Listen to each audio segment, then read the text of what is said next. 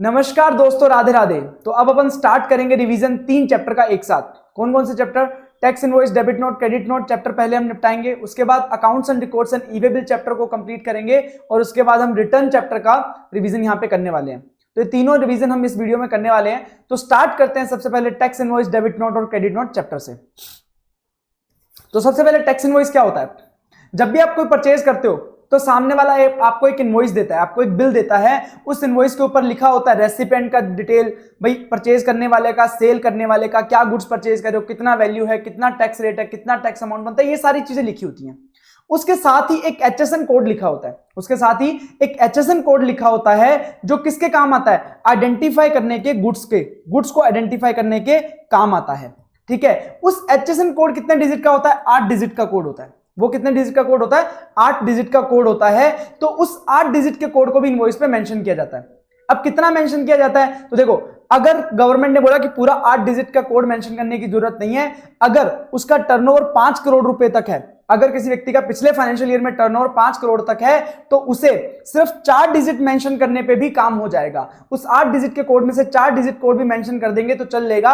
और उसमें भी अगर आपने सप्लाई किया है अनरजिस्टर्ड पर्सन को, तो उस पर 4 डिजिट भी मेंशन करने की जरूरत नहीं है, वो कंपल्सरी नहीं है। उसके साथ ही अगर आपका एग्रीगेट टर्नओवर 5 करोड़ से ज्यादा है, तो ऐसे केस में आपको उस 8 डिजिट में से कम 6 डिजिट आपको क्या करने पड़ेंगे? उसके कोड के मेंशन करने पड़ेंगे इनवॉइस के ऊपर। जब भी आप इनवॉइस बनाओगे, डिलीवरी चालान बनाओगे, तो उसके कितनी कॉपीज बनानी है? तो इनवॉइस और डिलीवरी चालान जब भी जनरेट होगा, तो अगर वो गुड्स के लिए है, टैक्सेबल सप्लाई ऑफ गुड्स हो रहा है, तो 3 कॉपीज उसके लिए जनरेट होंगी। फर्स्ट कॉपी किसके लिए होगी? जो खरीदार होगा उसको दे दी जाएगी। सेकंड कॉपी किसको दे दी जाएगी? ट्रांसपोर्टर, जो कि गुड्स का ट्रांसपोर्टेशन करेगा। और थर्ड कॉपी रखेगा सप्लायर अपने रिकॉर्ड्स के लिए। अब सर्विसेज के केस में ट्रांसपोर्टर तो बीच में आता ही नहीं है, तो जब भी सर्विसेज के लिए कोई टैक्स इनवॉइस या डिलीवरी चालान इशू होगा, तो उसके लिए 2 कॉपीज जनरेट की जाएंगी। फर्स्ट कॉपी खरीदार के लिए और सेकंड कॉपी सप्लायर के रिकॉर्ड्स के लिए। तो इस प्रकार से इतनी कॉपीज आपको जनरेट करनी है। उसके बाद ऐसी कौन सी जगह है जहां पे आपको टैक्स इनवॉइस जनरेट करने की जरूरत नहीं है? क्या हर सेल पे आपको टैक्स इनवॉइस जनरेट करना पड़ेगा? बिल्कुल नहीं। पहली बात, अगर आप कोई एग्जाम सप्लाई कर रहे हो तो आप वहां पे टैक्स लगा ही नहीं रहे हो, तो टैक्स इनवॉइस किस बात का? उसके बाद अगर आप टैक्सेबल सप्लाईज भी कर रहे हो, तो उसमें अगर 3 कंडीशन फुलफिल हो जाती हैं, तो आपको टैक्स इनवॉइस जनरेट करने की जरूरत नहीं है। पहली बात, कौन हमेशा इशू करेगा? Registered person. जब कोई रजिस्टर्ड पर्सन कोई टैक्स इनवॉइस इशू करता है, ठीक है, अगर उसकी 3 कंडीशन फुलफिल हो जाती हैं, कोई सप्लाई कर रहा है, 3 कंडीशन फुलफिल हो जाती हैं, तो उसे टैक्स इनवॉइस इशू करने की जरूरत नहीं पड़ती। कौन सी 3 बातें? पहली बात, अगर जो वो सप्लाई कर रहा है वो सप्लाई की वैल्यू 200 रुपए से कम है। अगर वो सप्लाई की वैल्यू 200 रुपए से कम है और खरीदार कौन है? अनरजिस्टर्ड है। खरीदार अनरजिस्टर्ड है, नॉर्मल जो है ग्राहक है जो कि रजिस्टर्ड नहीं है जीएसटी में। बट हाँ समझना, कॉम्पोजिशन में भी है अगर कोई, तो वो रजिस्टर कहलाएगा, क्योंकि वो रजिस्टर करवाता है गवर्नमेंट के पास। तीसरी बात, रेसिपिएंट डजंट रिक्वायर इनवॉइस। जो आपका खरीदार है वो इनवॉइस नहीं मांग रहा है। अगर इन तीनों में से एक भी कंडीशन ब्रीच हो गई, तो ऐसे केस में आपको टैक्स इनवॉइस इशू करना पड़ेगा। सामने वाला मांग रहा है 200 रुपए से ज्यादा है, तो ऐसे केस में आपको इनवॉइस इशू करना पड़ेगा। अगर तीनों कंडीशन फुलफिल हो जाती है, तो आपको सेपरेट इनवॉइस इशू करने की जरूरत नहीं है। बट ध्यान रखना, पूरे दिन में ऐसी जितनी भी सप्लाई करिए जिसके लिए आपने इनवॉइस इशू नहीं किया, ऐसी सप्लाई के लिए आपको दिन के एंड पे पूरी ऐसी सप्लाईज का एक साथ आपको कंसोलिडेटेड इनवॉइस इशू करना पड़ेगा। बट हाँ, ये 200 रुपए से कम आपको इनवॉइस इशू करने की जरूरत नहीं है। ऐसा रूल अप्लाई नहीं होता एग्जीबिशन सिनेमा और मल्टीप्लेक्सेस पे। तो अगर एग्जीबिशन सिनेमा मल्टीप्लेक्सेस में आप टिकट खरीदते हो और 200 रुपए से कम की भी टिकट है, तो भी टैक्स इनवॉइस इशू करना ही पड़ेगा। उसके ऊपर कोई भी ऑप्शन उसके पास नहीं है। उसके बाद अगर कोई व्यक्ति टैक्सेबल सप्लाई कर रहा है, तो वो टैक्स इनवॉइस इशू करेगा, क्योंकि वहां पे टैक्स आ जाता है। अब अगर कोई व्यक्ति ऐसी सप्लाई कर रहा है जिसके ऊपर टैक्स ही नहीं लगता, लेट्स से एग्जाम सप्लाई कर रहा है, या फिर ऐसी सप्लाई कर रहा है कॉम्पोजिशन सप्लायर।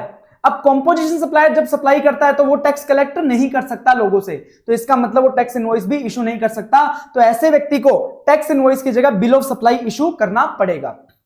अब अगर कोई व्यक्ति मान लो टैक्सेबल सप्लाई भी कर रहा है और एग्जाम्प्ट सप्लाई भी कर रहा है, अब किसी ने किसी को एक टैक्सेबल गुड सेल कर दिया और एक एग्जाम्प्ट गुड सेल कर दिया, और दोनों एक साथ सेल किए, तो क्या वो क्या उसे टैक्सेबल के लिए अलग इनवॉइस और एग्जाम्प्ट के लिए अलग से बिल ऑफ सप्लाई बनाना पड़ेगा?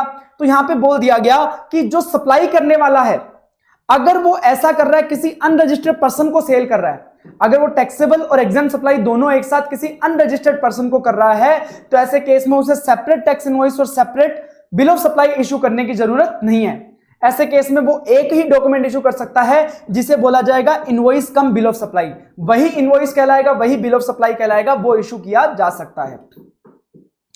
अब अगर कोई रजिस्टर्ड पर्सन है, उसको कोई एडवांस रिसीव होता है, अगर किसी रजिस्टर्ड पर्सन को कुछ पैसा एडवांस में मिल जाता है जिसके लिए सप्लाई बाद में प्रोवाइड की जाएगी, तो एडवांस रिसीव करते टाइम उसे क्या इशू करना पड़ेगा? रिसीट वाउचर इशू करना पड़ेगा। और जब मान लो सप्लाई प्रोवाइड नहीं कराई और ना ही उसके अगेंस्ट कोई इनवॉइस इशू किया गया, मतलब एडवांस तो ले लिया बट उसके बाद में कोई भी सर्विसेज प्रोवाइड नहीं कराई गई और उसका टैक्स इनवॉइस भी इशू नहीं किया गया, तो ऐसे केस में अगर उसको पैसा रिफंड करना पड़ जाता है, सामने वाला पैसा रिफंड मांग लिया, तो ऐसे केस में रजिस्टर्ड पर्सन क्या इशू करेगा? Refund voucher. क्या इशू करेगा? Refund voucher. उसके बाद सप्लाई ऑफ सर्विसेज के केस में हमें पता है कि हमने टाइम ऑफ सप्लाई में पढ़ा था कि अगर कोई रिसीट एडवांस हो रहा है तो एडवांस के ऊपर भी टैक्स लगता है। अब मान लो हमें एडवांस रिसीव हो और हमें नहीं पता कि फ्यूचर में क्या सप्लाई करने वाले हैं, तो ऐसे केस में ये मान के चलना कि उसके ऊपर रेट हम 18% और इंटरेस्ट रेट सप्लाई होगी। तो हम एक बार के लिए क्या करेंगे, हमें नहीं पता फ्यूचर में हम क्या सप्लाई करने वाले हैं उस एडवांस के अगेंस्ट में, तो हम मान सकते हैं कि उस जो भी सप्लाई करेंगे फ्यूचर में उसके ऊपर 18% की रेट रहेगी और इंटरेस्ट रेट सप्लाई होगी, तो आप 18% और IGST आप पे कर दोगे एडवांस जो भी आपको मिला है। ये तो बात होगी जनरल बेसिक इनवॉइसेस के बारे में। और अब हम बात करेंगे ई इनवॉइसेस के बारे में, ई इनवॉइसिंग के बारे में। अब गवर्नमेंट ने क्या किया, गवर्नमेंट ने लोगों के लिए, जो रजिस्टर्ड पर्सन टैक्स पेयर है उनके लिए एक कंसेप्ट लेके आई ई इनवॉइसिंग का। तो ई इनवॉइसिंग में क्या होता है, यहां पे बोल दिया गया कि भाई सामने वाला जो भी सप्लायर होगा, जो भी सेल कर रहा है, उसे क्या करना पड़ेगा, जो भी वो सेल कर रहा है उसका डेटा आपको invoice reference portal IRP portal पे क्या करना पड़ेगा, अपलोड करना पड़ेगा। वहां पे सरकार को बताना पड़ेगा कि मैं ये सेल कर रहा हूं, तो सरकार क्या करेगी, आपका डेटा पोर्टल पे रखेगी और उसके बदले में आपको क्या देगी, इनवॉइस रेफरेंस नंबर। तो आपको एक इनवॉइस रेफरेंस नंबर दिया जाएगा, वो हर एक इनवॉइस के लिए यूनिक होगा। तो ये काम करना पड़ेगा। इसका मतलब जब भी आप इनवॉइस इशू करोगे तो उस टाइम आपको गवर्नमेंट के पोर्टल पे उस इनवॉइस को रिपोर्ट करना पड़ेगा। तो ये किस पे अप्लाई होता है, ये किस पे अप्लाई होता है, तो ये अप्लाई होगा नोटिफाइड पर्सन पे। किस पे? नोटिफाइड पर्सन पे। अब नोटिफाइड पर्सन कौन है? नोटिफाइड पर्सन ऐसा व्यक्ति है, ऐसा रजिस्टर्ड पर्सन जिसका एग्रीगेट टर्नओवर 2017-18 के बाद किसी भी साल में 10 करोड़ से ज्यादा रहा है। भले ही 2017-18 में रहा हो, 18-19 में, 19-20 में, 20-21 में, 21-22 में, किसी भी साल में अगर आपका टर्नओवर 10 करोड़ से ऊपर रहा है तो ऐसे केस में आप हो जाओगे नोटिफाइड पर्सन और आपके ऊपर ई इनवॉइसिंग की रिक्वायरमेंट लग जाएगी। और वो भी कब लगेगी, अगर आप सप्लाई कर रहे हो किसी रजिस्टर्ड पर्सन को। अगर आप B2B सप्लाई कर रहे हो, B2B मतलब बिजनेस टू बिजनेस, किसी रजिस्टर्ड पर्सन को अगर आप सप्लाई कर रहे हो और आपका टर्नओवर 10 करोड़ से ज्यादा रहा है किसी भी साल में, पिछले साल में, तो ऐसे केस में आपको क्या करना पड़ेगा, ई इनवॉइस जनरेट करना पड़ेगा। या फिर आपने किया है एक्सपोर्ट। अब एक्सपोर्ट भले आप रजिस्टर्ड को करो, अनरजिस्टर्ड को करो, आपको ई इनवॉइस जनरेट करना पड़ेगा अगर आपका टर्नओवर 10 करोड़ से एक्सीड करता है कि पिछले किसी भी साल में। ध्यान रखना, अगर मई 24 की बात करूं, अगर मई 24 के बच्चों के लिए बात करूं तो लिमिट ये 5 करोड़ रुपए कर दी गई है, बट नवंबर के लिए अगर बात करें तो ये लिमिट है सिर्फ और सिर्फ 10 करोड़ रुपए। उसके बाद ई इनवॉइसिंग का मतलब ये नहीं है कि आप गवर्नमेंट के पोर्टल पे जाके वहीं पे ई इनवॉइस जनरेट कर रहे हो। आप जस्ट इतना कर रहे हो कि जो भी इनवॉइस आप जनरेट करोगे उसका डिटेल आपको गवर्नमेंट के पोर्टल पे अपलोड करना पड़ेगा रियल टाइम बेसिस पर, वहां से आपको इनवॉइस रेफरेंस नंबर मिलेगा। ठीक है। अब ई इनवॉइसिंग की रिक्वायरमेंट कुछ लोगों पे एप्लीकेबल नहीं होती, कुछ लोगों पे एप्लीकेबल नहीं होती। किन किन पे एप्लीकेबल नहीं होती, तो ध्यान रखना, कोई भी अगर इनपुट सर्विस डिस्ट्रीब्यूटर है, अगर इनपुट सर्विस डिस्ट्रीब्यूटर है तो उसके ऊपर इनवॉइसिंग की रिक्वायरमेंट एप्लीकेबल नहीं होती। एसईजेड की कोई यूनिट है तो उसके ऊपर भी इनवॉइसिंग की रिक्वायरमेंट एप्लीकेबल नहीं होती, बट एसईजेड डेवलपर पे एप्लीकेबल होती है, बट एसईजेड यूनिट पे एप्लीकेबल नहीं होती।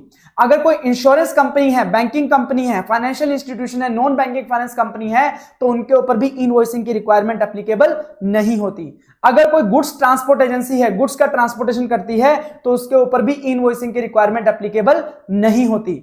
अगर कोई पैसेंजर ट्रांसपोर्टेशन की सर्विसेज प्रोवाइड कर रहा है तो उसके ऊपर भी इनवॉइसिंग की रिक्वायरमेंट एप्लीकेबल नहीं होती। और अगर आप एग्जीबिशन, सिनेमा, मल्टीप्लेक्स की बात करो तो उनके ऊपर भी इनवॉइसिंग की रिक्वायरमेंट एप्लीकेबल नहीं होती। और गवर्नमेंट डिपार्टमेंट और लोकल अथॉरिटी है उनके ऊपर भी इनवॉइसिंग की रिक्वायरमेंट एप्लीकेबल नहीं होती। ठीक है, तो इन लोगों पे ई इनवॉइसिंग की रिक्वायरमेंट एप्लीकेबल नहीं होगी। पर ध्यान रखना, अगर किसी पे ई इनवॉइसिंग की रिक्वायरमेंट एप्लीकेबल होती है, मान लो उसका पिछले साल में टर्नओवर 10 करोड़ से ज्यादा है और इनमें भी एक्सीड नहीं आता है, तो ऐसे केस में उसे ई इनवॉइस ही इशू करना पड़ेगा। अगर वो नॉर्मल इनवॉइस इशू करेगा तो, और ई इनवॉइस इशू नहीं करेगा, तो माना जाएगा कि उसने इनवॉइस ही इशू नहीं किया। अगर ई इनवॉइसिंग की रिक्वायरमेंट एप्लीकेबल होती है तो नॉर्मल इनवॉइस का वैल्यू ही खत्म हो जाएगा, उसका महत्व ही खत्म हो जाएगा। उसके बाद अब कई बार क्या होता है, रिवर्स चार्ज मैकेनिज्म में अगर सप्लाई हो रही है, रिवर्स चार्ज मैकेनिज्म में सप्लाई हो रही है, तो रिवर्स चार्ज मैकेनिज्म में इनवॉइस कौन इशू करता है? अगर सप्लायर रजिस्टर है तो इनवॉइस कौन इशू करता है? सप्लायर। अब मान लो सप्लायर इनवॉइस इशू कर रहा है और सप्लायर नोटिफाइड पर्सन है, सप्लायर का टर्नओवर पिछले साल में कहीं 10 करोड़ से ज्यादा रहा है, तो ऐसे केस में ई इनवॉइसिंग की एप्लीकेबल हो जाएगी रिक्वायरमेंट और सप्लायर को ई इनवॉइस इशू करना पड़ेगा। अब मान लो आरसीएम में सप्लायर रजिस्टर नहीं है, तो ऐसे केस में इनवॉइस कौन इशू करेगा? जो रेसिपिएंट होगा, तो जो खरीदार है उसे इनवॉइस इशू करना पड़ेगा। अगर खरीदार इनवॉइस इशू कर रहा है और खरीदार मान लो नोटिफाइड पर्सन है, खरीदार का जो टर्नओवर 10 करोड़ से ज्यादा है, तो भी उसके ऊपर इनवॉइस की रिक्वायरमेंट एप्लीकेबल नहीं होगी, क्योंकि खरीदार के ऊपर अप्लाई नहीं होती है, वो सप्लायर के ऊपर अप्लाई होती है। यहां पे खरीदार अगर इनवॉइस इशू कर रहा है तो उसे ई इनवॉइस इशू करने की जरूरत नहीं है। उसके बाद ई इनवॉइस जनरेट करने की प्रोसेस क्या होती है? देखो, सबसे पहले आपको क्या करना पड़ता है, जीएसटी INV 01 करके एक फॉर्म होता है जिसके अंदर लिखा होता है कि क्या क्या डिटेल्स आपको गवर्नमेंट को देनी है। वो डिटेल्स आप क्या करोगे, वेबसाइट पे अपलोड कर दोगे। जो इनवॉइस रिसोर्स पोर्टल होता है, IRP पोर्टल होता है, उसके ऊपर इसको अपलोड कर दोगे और अपलोड करने के बाद गवर्नमेंट उसको सेव कर लेगी और गवर्नमेंट क्या करेगी, उसमें ऊपर एक IRN जनरेट कर देगी। हर इनवॉइस के लिए एक यूनिक IRN नंबर जनरेट किया जाएगा, एक QR कोड जनरेट किया जाएगा और यहां पे डिजिटल सिग्नेचर होकर आपको एक इनवॉइस वापस दे दिया जाएगा गवर्नमेंट के पोर्टल के द्वारा। अब ध्यान रखना, अब गवर्नमेंट पोर्टल पे आपने एक बार सारी सप्लाईज का डिटेल प्रोवाइड करा दिया, आपने जो भी सेल किया वो आपने गवर्नमेंट के पोर्टल पे अपलोड कर दिया ई इनवॉइसिंग के रूप में। तो अब गवर्नमेंट क्या करेगा, उस ई इनवॉइसिंग का जो डेटा है उसका यूज करके आपका GSTR1 अपने आप भर देगा।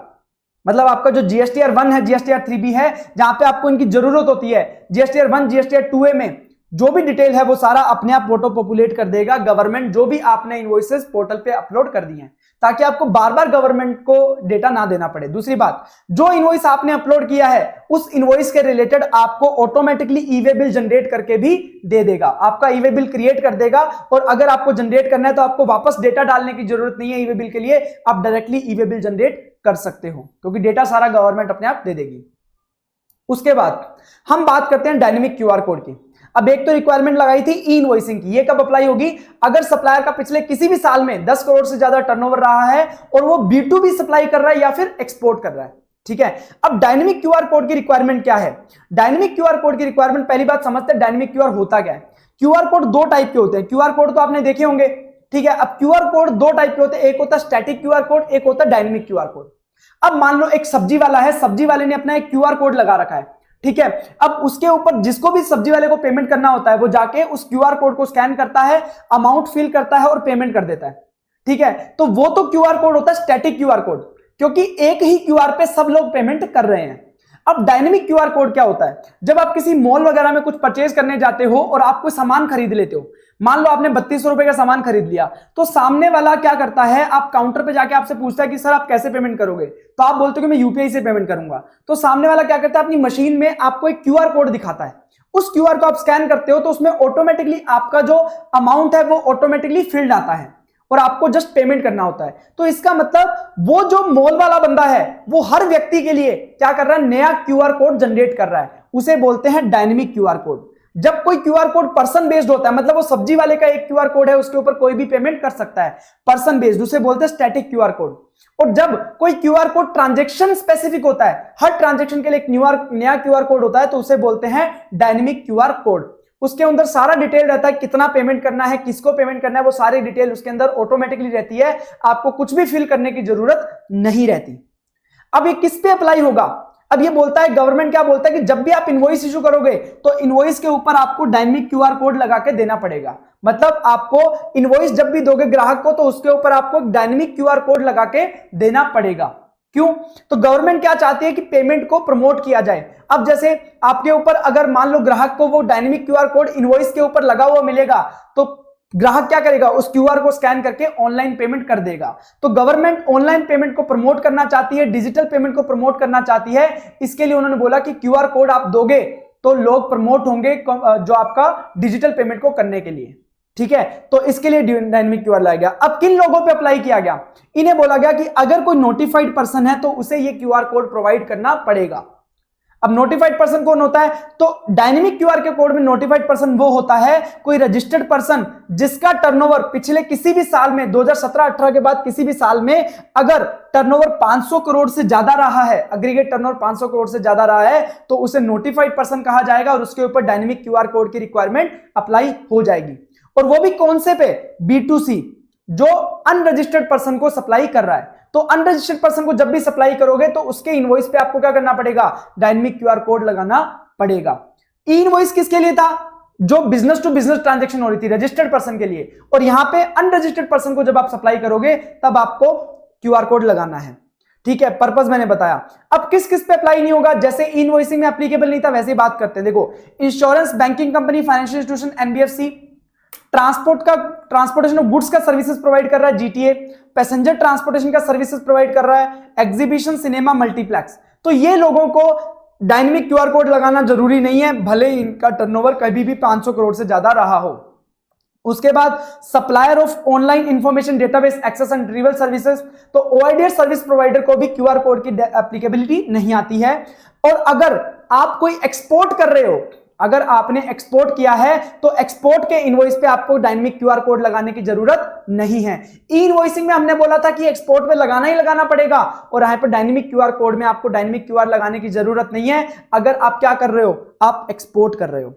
ठीक है, इवन अगर आपने यूआईएन सप्लाई होल्डर को किया है, मतलब आपने यूआईएन होल्डर को अगर आपने सप्लाई किया है तो वो क्या कहलाएगा, वो अनरजिस्टर्ड पर्सन कहलाएगा, और अनरजिस्टर्ड पर्सन कहलाएगा तो वो क्या हो जाएगी, B2C सप्लाई, और B2C सप्लाई होगी तो क्या होगा, डायनेमिक क्यूआर कोड अप्लाई हो जाएगा, आपको डायनेमिक क्यूआर कोड लगाना पड़ेगा। उसके बाद अगर ध्यान देना, अब नॉर्मल हमने बात किया कि एक्सपोर्ट के केस में आपको डायनेमिक क्यूआर कोड लगाने की जरूरत नहीं है। अब अगर एक्सपोर्ट ऑफ सर्विस की बात करें तो एक्सपोर्ट ऑफ सर्विस का मतलब क्या होता है कि सप्लायर कहां पे है, सप्लायर इंडिया में है, जो रेसिपिएंट है, खरीदार है, वो कहां है, आउटसाइड इंडिया है, और प्लेस ऑफ सप्लाई कहां है, आउटसाइड इंडिया है, और आपका जो अमाउंट है वो किसमें मिल रहा है, फॉरेक्स में मिल रहा है, आपको फॉरेन करेंसी में अमाउंट मिल रहा है। तो हमने एक्सपोर्ट पे डायनेमिक क्यूआर क्यों अप्लाई हमें मना कर दिया, हमने बोला कि भाई जब सामने वाला पेमेंट आउट ऑफ इंडिया से फॉरेन करेंसी में पेमेंट करेगा तो वैसे भी आपका डायनेमिक जो क्यूआर कोड है उसका यूज तो कर नहीं पाएगा पेमेंट करने के लिए। तो ऐसे केस में जब किसी एक्सपोर्टर को आप एक्सपोर्ट कर रहे हो तो ऐसे केस में आपको डायनेमिक क्यूआर कोड लगाने की जरूरत नहीं है। तो यहां पे देखो, अगर मान लो प्लेस ऑफ सप्लाई इंडिया में हो, अगर प्लेस ऑफ सप्लाई इंडिया में हो तो ये क्या नहीं कहलाएगा, ये एक्सपोर्ट नहीं कहलाएगा, क्योंकि आपका प्लेस ऑफ सप्लाई कहां है, इंडिया में। तो ऐसे केस में बोल दिया कि अगर आपका सप्लायर इंडिया में है, रेसिपिएंट आउटसाइड इंडिया है, और पैसा आपको फॉरेन करेंसी में मिल रहा है, फिर भले प्लेस ऑफ सप्लाई इंडिया में हो तो भी इसके ऊपर आपको डायनेमिक क्यूआर कोड लगाने की जरूरत नहीं है, क्योंकि सामने वाला तो एनीवेज आपको पेमेंट कैसे करने वाला है, फॉरेन करेंसी में पेमेंट करने वाला है, वो वैसे भी आपका क्यूआर कोड यूज नहीं कर पाएगा। तो इसलिए आप इस पे क्या करो, डायनेमिक क्यूआर कोड मत लगाओ, ये आपको छूट दे दी गई। ठीक है, अगर रेसिपिएंट आउटसाइड इंडिया है, प्लेस ऑफ सप्लाई भले इंडिया में हो और पैसा फॉरेक्स में मिल रहा है, तो ऐसे केस में आपको डायनेमिक क्यूआर कोड लगाने की जरूरत नहीं है, भले ही वो एक्सपोर्ट नहीं है। चलिए, ये तो बात हो गई डायनेमिक क्यूआर कोड के रिक्वायरमेंट की। अब बात करते हैं रिवाइज टैक्स इनवॉइस की। अब रिवाइज टैक्स इनवॉइस क्या होता है, लेट्स से मैंने 1 जुलाई को मेरा टर्नओवर क्या हुआ, एक्सीड कर गया 20 लाख रुपए से। अब 20 लाख रुपए से मेरा टर्नओवर ऊपर चला गया तो मुझे क्या करना पड़ेगा, रजिस्ट्रेशन करवाना पड़ेगा। तो अगर मैं लायबल टू रजिस्टर हूं, मैं कब लायबल टू रजिस्टर हुआ, 1 जुलाई को। अब उसके अगर 30 दिन के अंदर अंदर, जब मैं लायबल हुआ उसके 30 दिन के अंदर अंदर मैं अगर अप्लाई कर देता हूं रजिस्ट्रेशन के लिए, मान लो मैंने 25 जुलाई को अप्लाई कर दिया रजिस्ट्रेशन के लिए, ठीक है, और मुझे रजिस्ट्रेशन सर्टिफिकेट मिल गया 4 अगस्त से। ठीक है, 4 अगस्त से मुझे रजिस्ट्रेशन सर्टिफिकेट मिल गया। तो अब ये देखना, अगर मैंने 30 दिन के अंदर अप्लाई कर दिया तो मेरा इफेक्टिव डेट ऑफ रजिस्ट्रेशन क्या होगा, 1 जुलाई। मतलब जब मैं लायबल टू रजिस्टर हुआ था वही मेरा क्या हो जाएगा, इफेक्टिव डेट ऑफ रजिस्ट्रेशन हो जाएगा। मतलब मुझे जो रजिस्ट्रेशन मिल जाएगा वो रेट्रोस्पेक्टिव इफेक्ट से मिल जाएगा। अब भले ही मेरे को रजिस्ट्रेशन सर्टिफिकेट कब मिला है, 4 अगस्त को मिला है, बट मेरा रजिस्ट्रेशन कब से होगा, 1 जुलाई 20 से। तो 1 जुलाई से लेकर 4 अगस्त तक मैं क्या था, 1 जुलाई से 4 अगस्त तक मेरे पास रजिस्ट्रेशन सर्टिफिकेट नहीं था, इसलिए मेरे को कोई राइट नहीं था कि मैं लोगों से टैक्स कलेक्ट करूं। तो अब मुझे पता लगा कि मैं 1 जुलाई से ही रजिस्टर हूं, तो इसका मतलब मैं 1 जुलाई से लेकर 4 अगस्त तक भी लोगों से पैसा कलेक्ट कर सकता था टैक्स के नाम पे, तो मैंने नहीं किया। तो ऐसे केस में मुझे गवर्नमेंट ने ऑप्शन दिया कि आप रिवाइज्ड टैक्स इनवॉइस इशू कर सकते हो, जिसमें आप टैक्स लगा के लोगों से पैसा कलेक्ट कर सकते हो। तो रिवाइज टैक्स इनवॉइस कब से इशू किया जाएगा? जो इफेक्टिव डेट ऑफ रजिस्ट्रेशन से लेके जो date of grant of registration है, उतने पीरियड के दौरान आपने जो भी सप्लाईज करी हैं, उसके लिए आप क्या कर सकते हो? एक रिवाइज टैक्स इनवॉइस इशू कर सकते हो। और कब तक इनवॉइस इशू करना पड़ेगा? जब आपको रजिस्ट्रेशन सर्टिफिकेट मिल गया, उसके 1 महीने के अंदर अंदर आपको ये रिवाइज टैक्स इनवॉइस इशू करना पड़ेगा। मतलब जिस दिन आपको रजिस्ट्रेशन सर्टिफिकेट दे दिया गया, उसके 1 महीने के अंदर अंदर आपको रिवाइज टैक्स इनवॉइस इशू करना है। तो इसका मतलब 4 अगस्त के बाद मुझे 1 महीना मतलब 4 सितंबर तक क्या करना पड़ेगा? रिवाइज टैक्स इनवॉइस इशू करना पड़ेगा। ये मेरे लिए रिक्वायरमेंट है। ये बात हो गई रिवाइज टैक्स इनवॉइस की। अब हम बात करते हैं डिलीवरी चालान की। डिलीवरी चालान क्या होता है? तो देखो, कई बार क्या होता है कि आप जब सप्लाई करते हो, तो आप जब गुड्स भेज रहे हो, पहली बात तो टैक्स इनवॉइस का इशू करना है। जैसे ही मैंने गुड्स यहां से रिमूव किया, तो मुझे टैक्स इनवॉइस इशू कर देना है। मतलब गुड्स का अगर मूवमेंट इन्वॉल्व है, तो मूवमेंट स्टार्ट होने से पहले मुझे क्या करना होता है? टैक्स इनवॉइस इशू करना होता है। अब मान लो मैंने गुड्स भेजते टाइम जब मैंने स्टार्ट किया उसका मूवमेंट, तब तक मुझे क्वांटिटी नहीं पता था कितने क्वांटिटी का गुड्स में सप्लाई करने वाला हूं, ठीक है। या फिर ये मान लो कि आपका जो ट्रांजैक्शन था वो सप्लाई ही नहीं था, अभी तक वो सप्लाई नहीं था, फ्यूचर में जाके वो सप्लाई हो जाएगा। तो जब सप्लाई ही नहीं है तो आप टैक्स कलेक्ट नहीं कर सकते, और टैक्स कलेक्ट नहीं कर सकते तो आप टैक्स इनवॉइस इशू नहीं कर सकते। अब आपको अगर क्वांटिटी नहीं पता है तो आप टैक्स इनवॉइस कितने का इशू करोगे? तो इसलिए आप टैक्स इनवॉइस इशू नहीं कर पाओगे। तो ऐसे केस में बोल दिया गया कि जब तक आपको क्वांटिटी क्लियर नहीं हो जाती, जब तक आपका ट्रांजैक्शन सप्लाई नहीं हो जाता, तब तक के लिए आप क्या करो? डिलीवरी चालान इशू कर दो। डिलीवरी चालान इशू कर दो। बाद में जब ये क्वांटिटी क्लियर हो जाएगा या सप्लाई हो जाएगा, तब आप क्या करना? टैक्स इनवॉइस इशू कर देना। ऐसा कब हो सकता है? मान लो मैंने लिक्विड गैस भेजी, मुझे पता नहीं है कि अभी कितना क्वांटिटी होगा, तो जब मैं गैस भेजूंगा उसके साथ क्या इशू कर दूंगा? डिलीवरी चालान इशू कर दूंगा। और जब मेरे को क्वांटिटी क्लियर हो जाएगी तो मैं क्या कर दूंगा? टैक्स इनवॉइस इशू कर दूंगा। उसके बाद मान लो कि मैंने जो गुड्स भेजा है आर्टवर्क के लिए भेजा है। जैसे कोई आर्टिस्ट है, ठीक है, आर्टिस्ट ने अपना गुड्स भेजा एक एग्जीबिशन में, ठीक है। ये हमने एग्जांपल किया था सप्लाई अंडर जीएसटी में भी। अब देखो, अगर एग्जीबिशन में उसने अपना आर्टवर्क शो करने के लिए भेजा है, तो उसके बदले में उसे कुछ भी पैसा नहीं मिल रहा, और जब तक बदले में कंसिडरेशन नहीं है तब तक ये सप्लाई नहीं होगा, बट अगर एग्जीबिशन से उसका आर्टवर्क बिक जाता है तब वो सप्लाई हो जाएगा। तो ऐसे केस में गवर्नमेंट ने बोल दिया कि जब तक आप एग्जीबिशन तक भेज रहे हो सामान, आर्टिस्ट के यहां से एग्जीबिशन तक जाएगा माल, तो उसके साथ आप क्या कर दो? डिलीवरी चालान इशू कर दो। क्या कर दो? डिलीवरी चालान, क्योंकि ये सप्लाई नहीं है। बट जैसे ही वहां से सेल हो जाएगा एग्जीबिशन से, तब आप क्या कर देना? टैक्स इनवॉइस इशू कर देना। अब ऐसे ही मैंने गुड्स भेजा सेल और अप्रूवल बेसिस पे, जब तक अप्रूव नहीं हो जाता तब तक वो क्या है? सेल नहीं हुआ, वो सप्लाई नहीं हुआ, तो तब तक के लिए मैं डिलीवरी चालान इशू कर दूंगा। और जैसे ही वो गुड्स सेल हो जाएगा या अप्रूव हो जाएगा या उसके 6 महीने हो जाएंगे, तो मेरे को क्या करना पड़ेगा? टैक्स इनवॉइस इशू करना पड़ेगा। तो अब समझ में आया डिलीवरी चालान कब रिक्वायरमेंट होता है? जब हमें क्वांटिटी क्लियर नहीं होती या फिर ट्रांजैक्शन सप्लाई नहीं होता, तो हमें डिलीवरी चालान इशू करना पड़ता है। अब प्रिंसिपल जॉब वर्कर को कोई सामान भेजता है तो वो भी क्या होता है? सप्लाई नहीं होता, तो ऐसे केस में उसे भी डिलीवरी चालान इशू करना पड़ता है। अब कई बार क्या होता है, सामान कई बार लॉट्स में जाता है, इंस्टॉलमेंट्स में जाता है। तो जब लॉट से इंस्टॉलमेंट में जाता है तो इनवॉइस आपको पूरा का पूरा इनवॉइस आपको फर्स्ट डे ही जनरेट करना पड़ता है। अब जैसे जैसे माल जाएगा तो आपको साथ में डिलीवरी चालान भेजते जाना है हर माल के साथ। और लास्ट चालान, जब लास्ट माल निकलेगा, लास्ट गाड़ी निकलेगी, उस दिन आपको पूरा का पूरा इनवॉइस भी, आप ओरिजिनल इनवॉइस भी साथ में भेज सकते हो, ठीक है। यह भी एक तरीका होता है डिलीवरी चालान जहां पे काम आता है।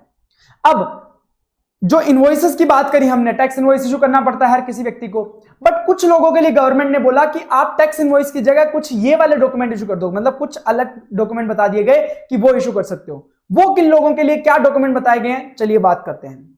अगर आप इंश्योरेंस कंपनी हो, बैंकिंग कंपनी हो, फाइनेंशियल इंस्टीट्यूशन हो या एनबीएफसी हो, तो आपको बोल दिया गया कि आपको हर एक एंट्री के लिए, हर एक ट्रांजैक्शन के लिए आपको सेपरेट इनवॉइस इशू करने की जरूरत नहीं है। अगर insurance company, banking company, financial institution, NBFC चाहती है तो वो क्या कर सकती है? एक मंथली स्टेटमेंट इशू कर सकती है, वो भी टैक्स इनवॉइस का काम कर जाएगा।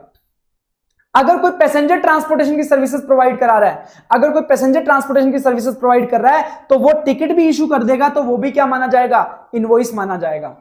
अब जैसे मान लो रोडवेज की बस में आप अगर हर चीज का इनवॉइस बड़ा बनाने लगो तो कैसे चलेगा, तो ऐसे केस में अगर वो टिकट्स भी इशू कर देंगे तो उतने से भी काम हो जाएगा।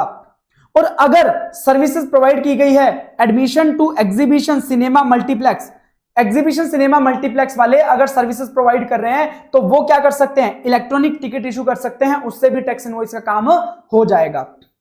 और जो ट्रांसपोर्टेशन ऑफ गुड्स की सर्विसेज प्रोवाइड कराता है, जो गुड्स ट्रांसपोर्ट एजेंसी होती है, ट्रांसपोर्टेशन ऑफ गुड्स की सर्विसेज प्रोवाइड कराता है थ्रू रोड, रोड के थ्रू प्रोवाइड कराता है, तो उसे अपने इनवॉइस में कुछ स्पेशल डिटेल्स देनी पड़ती हैं। कौन कौन सी, कि भाई आप जो सामान लेके जा रहे हो उस सामान का वेट कितना है, वो सामान का डिस्क्रिप्शन क्या है, वो गुड्स क्या है, डिटेल ऑफ गुड्स।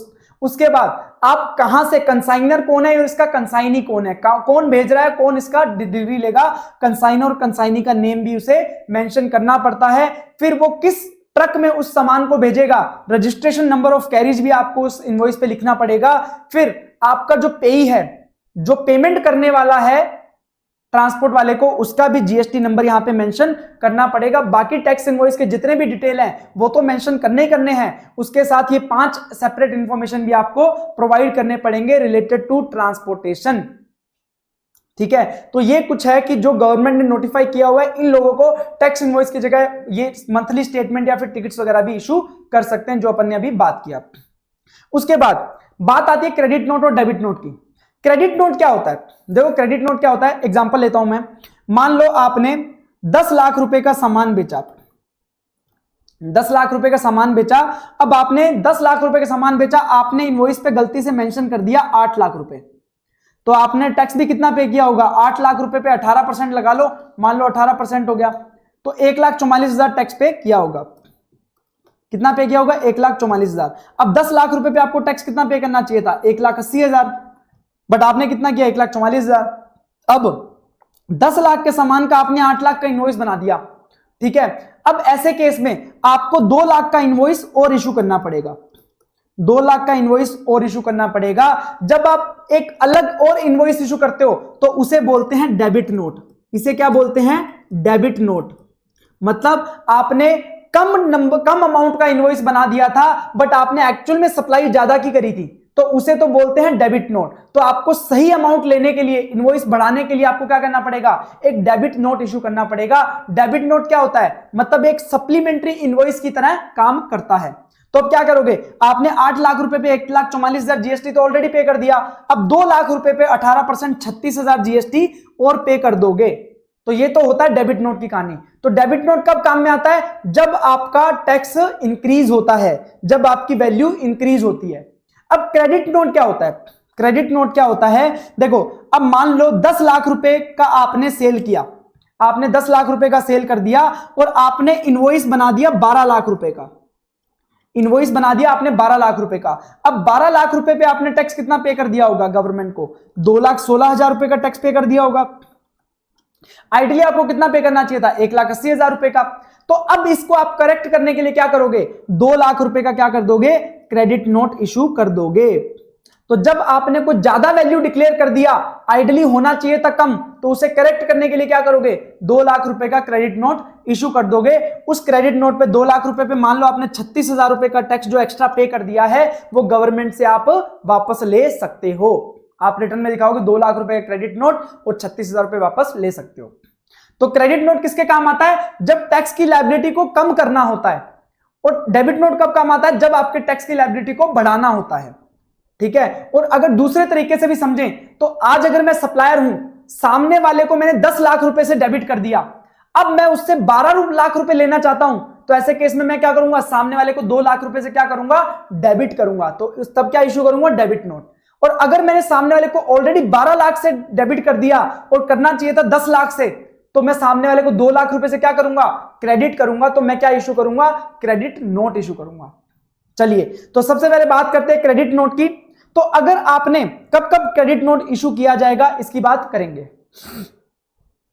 तो अगर आपने इनवॉइस में सप्लाई का वैल्यू ज्यादा डिक्लेयर कर दिया देन एक्चुअल वैल्यू, वैल्यू तो 10 लाख रुपए था और आपने 12 लाख रुपए डिक्लेयर कर दिया, तो इसका मतलब आपने ज्यादा कर दिया, तो उसे कम करने के लिए क्या करना पड़ेगा, क्रेडिट नोट इशू करना पड़ेगा।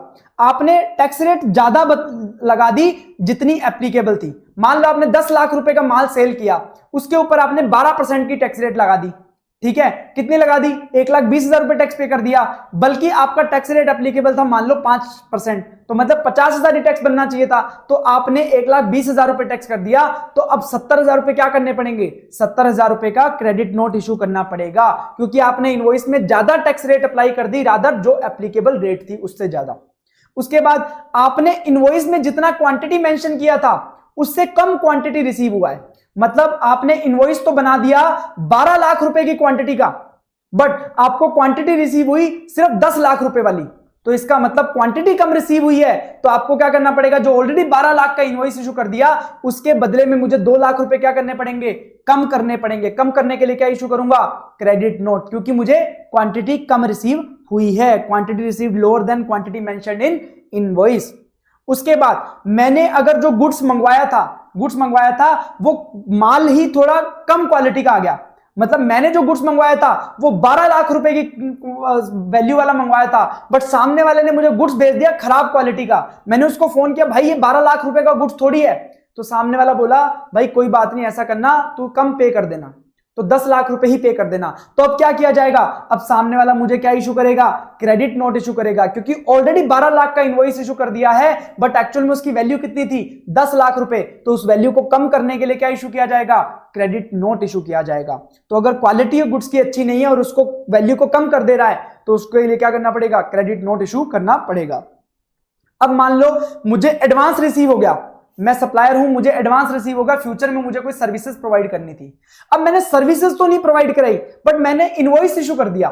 अब इनवॉइस इशू कर दिया मैंने ऑलरेडी, कितना, मान लो 5 लाख रुपए का एडवांस रिसीव हुआ, 5 लाख रुपए का मैंने इनवॉइस इशू कर दिया। अब जब मैंने सर्विसेज ही प्रोवाइड नहीं कराई, सामने वाले ने मेरे से मांग लिया रिफंड।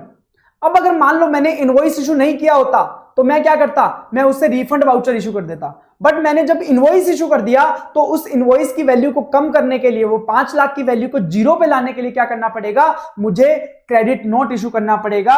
क्रेडिट नोट इशू करके मैं क्या कर सकता हूं, उस वैल्यू को कम कर सकता हूं। अब ध्यान रखना, क्रेडिट नोट से क्या होता है, हमारी टैक्स लायबिलिटी कम हो जाती है। जैसे मैंने 12 लाख रुपए का इनवॉइस बताया, मैंने 12 लाख रुपए की सेल करी, तो मैंने 12 लाख रुपए के ऊपर टैक्स पे कर दिया। अब मैं गवर्नमेंट को बोल रहा हूं कि 12 लाख नहीं था, वो तो 10 लाख ही था, तो मैंने जो ऑलरेडी 12 लाख रुपए टैक्स पे कर दिया वो मैं गवर्नमेंट से वापस लूंगा 2 लाख रुपए जो मैंने एक्स्ट्रा टैक्स पे कर दिया, तो इससे मेरा क्या हो जाता है, टैक्स लायबिलिटी कम हो जाता है। तो इसके लिए गवर्नमेंट ने बोला कि तू क्रेडिट नोट इशू तो कर सकता है, और इशू कर दे तो मुझे बता देना, बट मैक्सिमम कब तक इशू कर सकता है, उसके लिए गवर्नमेंट ने मेरे के ऊपर लगा दिया, रोक लगा दिया।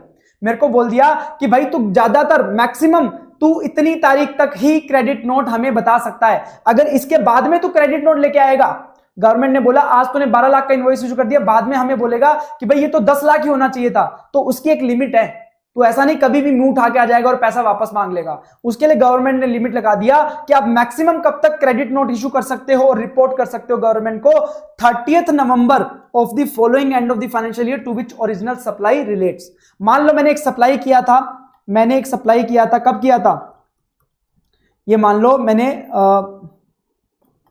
दिसंबर 2021 में किया था, दिसंबर 2021 में किया था। अब मैं मैक्सिमम कब तक क्रेडिट नोट इशू कर सकता हूं, मैं ये कौन से फाइनेंशियल ईयर से रिलेटेड है, फाइनेंशियल ईयर 21-22, ठीक है, और 21-22 का मैंने रिटर्न फाइल कर दिया, ये मान के चलो मैंने रिटर्न फाइल किया 15 दिसंबर को, ठीक है, तो ऐसे केस में या तो 15 दिसंबर और 30th November 2022, which ever is earlier, 30th नवंबर 2022, तो 30th नवंबर 2022 तक ही मैं क्या कर सकता हूं, इसका क्रेडिट नोट इशू कर सकता हूं। अब मान लो मैंने क्रेडिट नोट इसका इशू किया, मेरे को पता लगा, मेरे को दिमाग में आया 31 दिसंबर 2022 को, कब दिमाग में आया, 31 दिसंबर 2022 को, तो अब मैं रिटर्न भी फाइल कर चुका, 30 नवंबर भी निकल गया, अब मैं इस क्रेडिट नोट से मेरी टैक्स लायबिलिटी को कम नहीं कर सकता, क्योंकि ये जो टाइम लिमिट था 30th नवंबर और date of furnishing of annual return whichever is earlier, ये टाइम लिमिट क्या हो चुका है, निकल चुका है। अब मैं क्रेडिट नोट तो इशू कर सकता हूं, पर उसकी वजह से मेरा टैक्स लायबिलिटी कम नहीं होगा, गवर्नमेंट बोलेगा तेरा टाइम हो गया खत्म, अब हम तेरे को टैक्स वापस नहीं देंगे। और दूसरी बात, टैक्स तभी कम कर पाओगे जब सामने वाला रेसिपिएंट ने जो आईटीसी ले रखा है, मैंने 12 लाख रुपए अगर टैक्स पे किया था तो सामने वाले ने उसका क्या ले लिया होगा, क्रेडिट ले लिया होगा। तो अगर सामने वाला क्रेडिट को रिवर्स करेगा तभी मैं उसका मेरा टैक्स लायबिलिटी भी कम हो पाएगा, वरना मेरा टैक्स लायबिलिटी कम नहीं हो पाएगा। अब बात करते हैं डेबिट नोट की। तो डेबिट नोट क्या करता है, टैक्स लायबिलिटी को बढ़ाता है। कब कब इशू किया जाएगा, अगर आपने इनवॉइस में जो वैल्यू कम डिक्लेयर कर रखी है जितनी होनी चाहिए थी, मतलब मैंने डिक्लेयर कर दिया 8 लाख रुपए, वैल्यू होनी चाहिए थी 10 लाख रुपए की, तो मेरे हिसाब से 2 लाख रुपए का इनवॉइस और इशू करना पड़ेगा, जिसे बोलते हैं डेबिट नोट। अगर मैंने लो टैक्स रेट डिक्लेयर कर दी, मैंने 5% की रेट डिक्लेयर कर दी बट होना चाहिए था 12%, तो ऐसे मतलब मेरे को जो 7% का एक्स्ट्रा टैक्स है उसके लिए क्या करना पड़ेगा, डेबिट नोट इशू करना पड़ेगा। अब मुझे क्वांटिटी ज्यादा रिसीव हो गई, rather mentioned in the invoice में 10,000 क्वांटिटी लिखी थी, मेरे को 12,000 रिसीव हो गई, तो 2,000 की क्वांटिटी के लिए मेरे को एडिशनल डेबिट नोट इशू करना पड़ेगा। तो जो सप्लायर होगा वो 2,000 की क्वांटिटी के लिए एक्स्ट्रा इनवॉइस इशू करेगा, उसे बोलते हैं डेबिट नोट। तो इससे क्या हो जाता है, आपकी टैक्स लायबिलिटी इंक्रीज हो जाती है। और गवर्नमेंट तो आपको यार, जब आप टैक्स लायबिलिटी खुद की बढ़ा रहे हो तो गवर्नमेंट आपको क्यों रोकेगी, तो गवर्नमेंट बोलती है जब मर्जी डेबिट नोट इशू करो। क्रेडिट नोट में आपको टाइम लिमिट दिया था कि इतनी टाइम लिमिट तक कर सकते हो, वो डेबिट नोट में कोई भी टाइम लिमिट नहीं है, क्योंकि वहां पे आपकी क्या हो रही है, टैक्स लायबिलिटी बढ़ रही है। तो ऐसे केस में आप कभी भी डेबिट नोट इशू कर सकते हो, कोई दिक्कत वाली बात नहीं है। ठीक है, तो ये बात होती है हमारी tax invoice, debit note, credit note chapter के रिलेटेड। अब हम बात करेंगे नेक्स्ट चैप्टर, वो क्या है, अकाउंट्स रिकॉर्ड्स, ई वे बिल। चलिए सबसे पहले बात करेंगे अकाउंट्स एंड रिकॉर्ड्स की, फिर उसके बाद में सेकंड सेक्शन की बात करेंगे ई वे बिल की।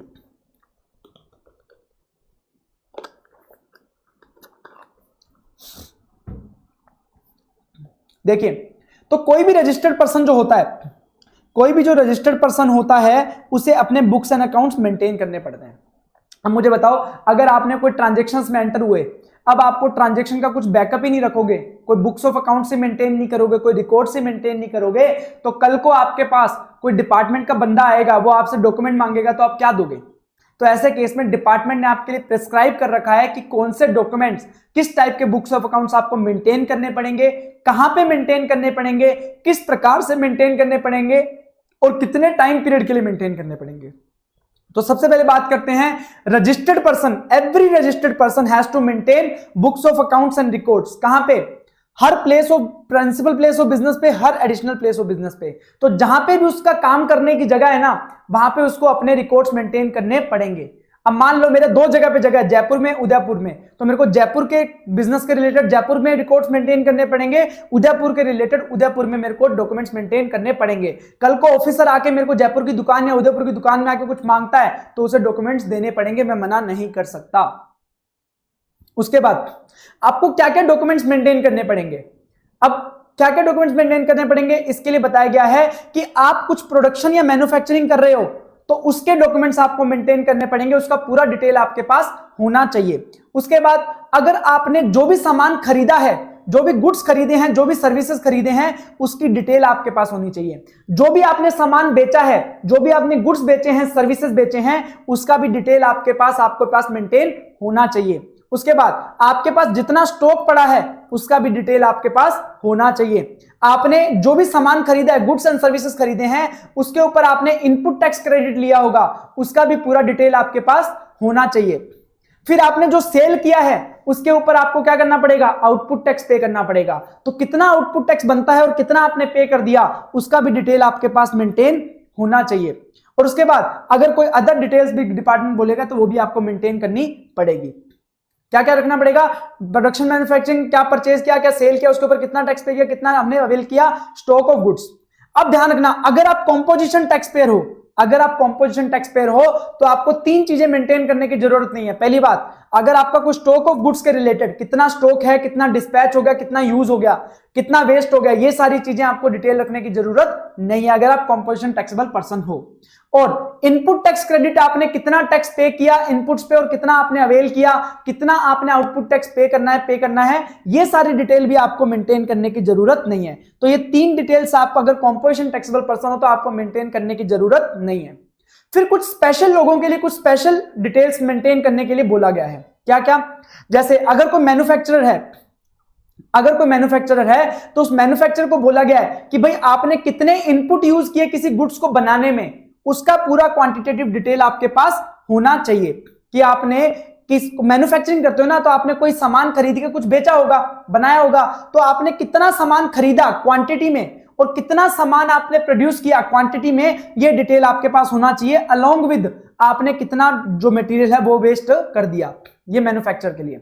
सर्विस प्रोवाइडर है, अगर कोई सर्विसेज प्रोवाइड करता है तो उसे मेंटेन करना पड़ेगा कि उसने सर्विसेज प्रोवाइड करने के लिए क्या क्या गुड्स खरीदे हैं, क्या क्या सर्विसेज खरीदी हैं, क्या क्या यूटिलाइज की हैं, ये सारा डिटेल उसके पास होना चाहिए। अगर हम बात करें एजेंट की, अगर कोई एज ए एजेंट काम कर रहा है तो उसके पास क्या क्या डॉक्यूमेंट्स मेंटेन होने चाहिए। तो अगर कोई एज ए एजेंट काम कर रहा है तो वो क्या करेगा, एजेंट कौन होता है, जो प्रिंसिपल के बिहाफ पे परचेज करता है या प्रिंसिपल के बिहाफ पे सेल करता है।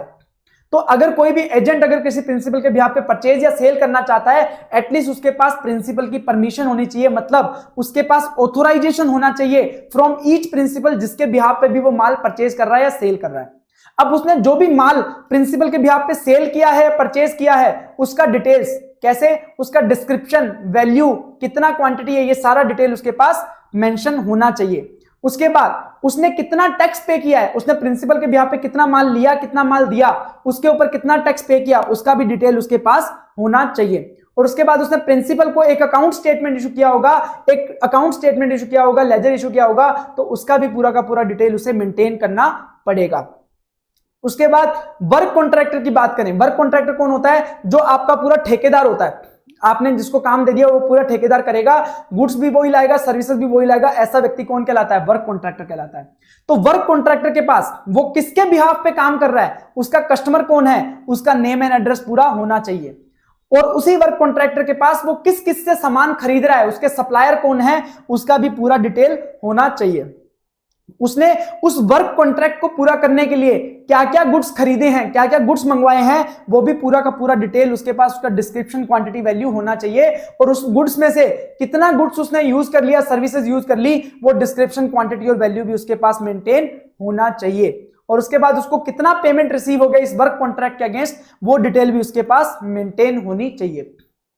उसके बाद अगर कोई गोडाउन वाला है, कोई वेयरहाउस का ओनर या ऑपरेटर है, या कोई ट्रांसपोर्टर है, मतलब कोई ट्रांसपोर्ट है या फिर गोडाउन या वेयरहाउस का ओनर या ऑपरेटर है, तो ऐसे केस में उन्हें भी बुक्स ऑफ अकाउंट्स मेंटेन करनी पड़ेगी। जितने टाइम तक उनके पास गुड्स रखा गया था, मान लो ए लिमिटेड ने अपना गुड्स किसी गोडाउन या वेयरहाउस में रखा, तो गोडाउन एंड वेयरहाउस वाले के पास पूरा डेटा होना चाहिए, वो ए लिमिटेड के गुड्स का कितना माल रिसीव हुआ, कितना डिस्पैच कर दिया, कितना हमने हमारे पास पड़ा है स्टॉक, ये सारा डिटेल उसके पास मेंटेन होना चाहिए। और ट्रांसपोर्टर के पास भी मेंटेन होना चाहिए कि कितना गुड्स उसने रिसीव किया है, कितना गुड्स उसने डिलीवर कर दिया, और कितना उसका जो गुड्स है वो ट्रांसपोर्ट ट्रांजिट के अंदर है।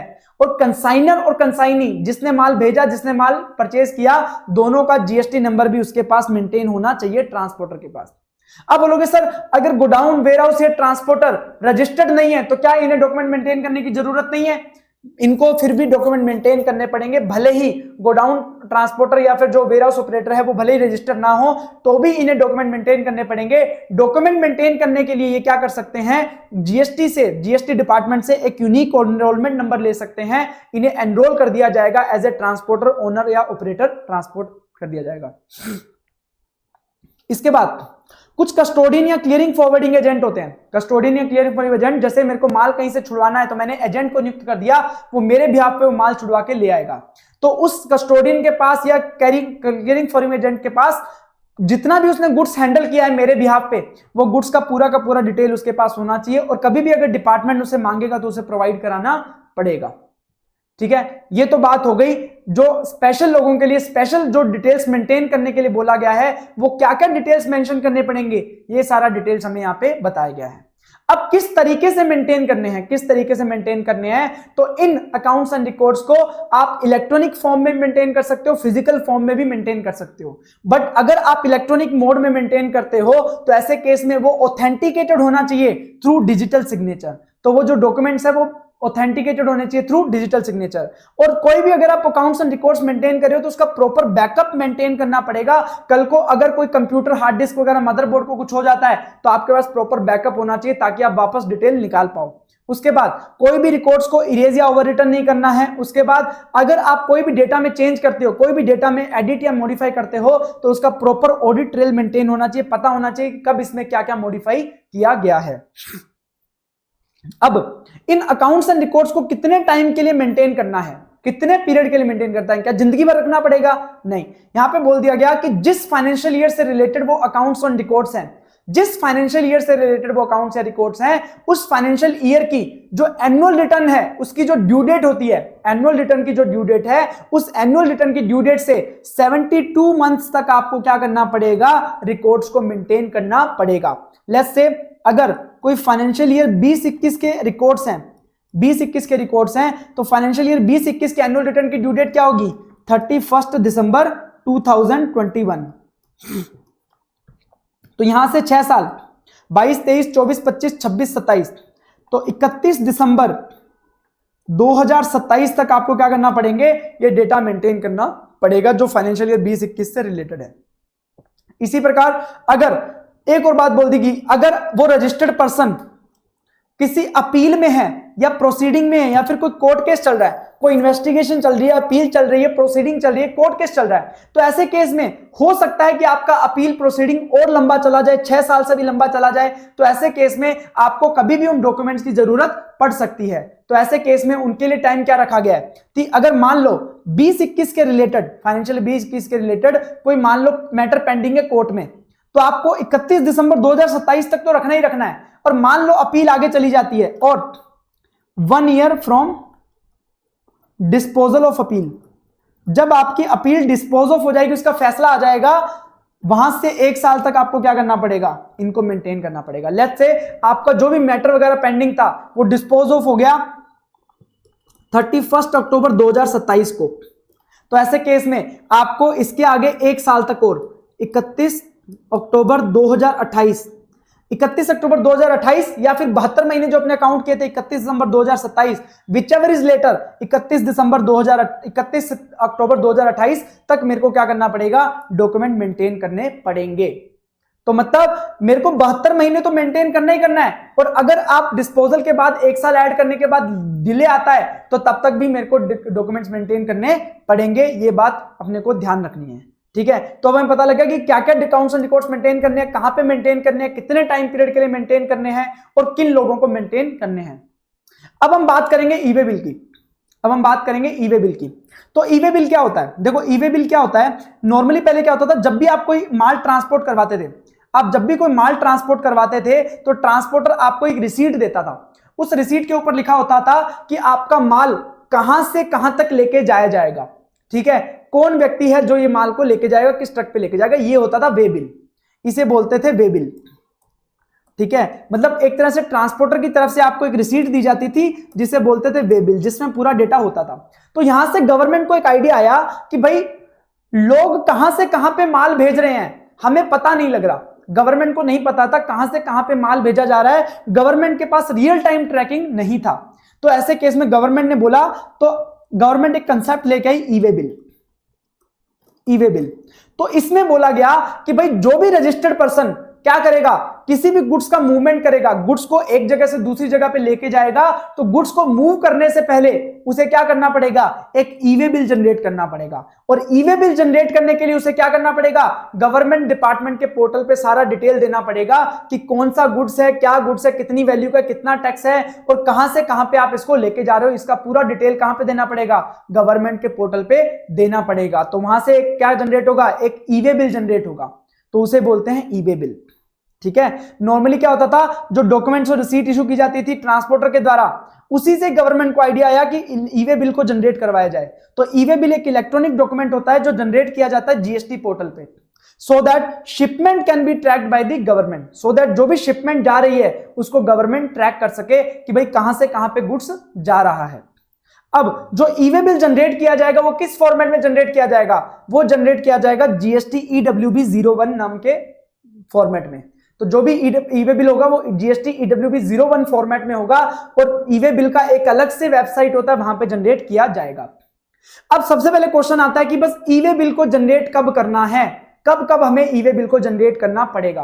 तो यहां पे बोल दिया कि अगर कोई भी रजिस्टर्ड पर्सन मूवमेंट करवा रहा है, गुड्स की मूवमेंट करवा रहा है, अगर गुड्स को एक जगह से दूसरी जगह पे लेके जाया जा रहा है, ठीक है, अब वो भले ही सप्लाई के लिए हो, भले ही अदर देन सप्लाई के लिए हो, भले ही सप्लाई नहीं हो रही, भले ही वो सेल नहीं हो रही, डिस्पोज ऑफ कुछ भी नहीं हो रहा, सेल नहीं हो रहा, कुछ भी नहीं हो रहा, सप्लाई नहीं हो रहा, बट गुड्स को एक जगह से दूसरी जगह पे लेके जाया जा रहा है, तो वहां पे ई वे बिल की रिक्वायरमेंट आ जाएगी। तो अगर सप्लाई के लिए हो चाहे अदर देन सप्लाई के लिए हो, अगर गुड्स को एक जगह से दूसरी जगह पे मूव किया जा रहा है, तो ऐसे केस में अगर उस गुड्स का कंसाइनमेंट वैल्यू 50,000 रुपए से ज्यादा है, कंसाइनमेंट वैल्यू अगर 50,000 से ज्यादा है, तो ई वे बिल आपको जनरेट करना पड़ेगा। अब कंसाइनमेंट वैल्यू क्या होती है, देखो पहली बात, कंसाइनमेंट वैल्यू अगर 50,000 या 50,000 से कम है तो ई वे बिल जनरेट करने की जरूरत नहीं है। पर अगर कंसाइनमेंट वैल्यू 50,000 से ज्यादा है, फिर भले ही वो सप्लाई के लिए हो, फिर भले ही अदर देन सप्लाई हो, या फिर आपने माल इनवर्ड रिसीव किया हो, कहां से, किसी अनरजिस्टर्ड सप्लायर से, आपका सप्लायर अनरजिस्टर्ड है और वो आपको माल भेज रहा है, तो उसके लिए भी आपको क्या करना पड़ेगा, ई वे बिल जनरेट करना पड़ेगा अगर उसकी वैल्यू 50,000 से ज्यादा है। अब कंसाइनमेंट वैल्यू क्या होती है, consignment value includes GST, exclude exempt supply. अब मान लो आपने जो माल भेजा उसके अंदर 2000 केजी क्या है, राइस, जो कि ये मान लो टैक्सेबल है, राइस क्या है, टैक्सेबल मान लो। अब इसका प्राइस है मान लो 40 रुपए, तो आपका वैल्यू कितना हो गया, 80,000 रुपए हो गया राइस का वैल्यू, ठीक है। और अब मान लो एग्जेम्प्ट है, वो 1000 केजी गेहूं है, 1000 केजी वीट है, अब उसका प्राइस है मान लो 30 रुपए, तो यहां पे 30,000 रुपए का क्या हो गया, एग्जेम्प्ट सप्लाई हो गया। तो ऐसे केस में, और टैक्स कितना लगता है राइस के ऊपर मान लो कि 12% का टैक्स रेट लग रहा है, तो 80,000 रुपए पे 12% कितना होगा टैक्स, 9600। और ये मान लो कि वीट तो एग्जेम्प्ट सप्लाई है, उसके ऊपर तो टैक्स लगेगा नहीं। तो अब मुझे बताओ कि इसका कंसाइनमेंट वैल्यू क्या होगा।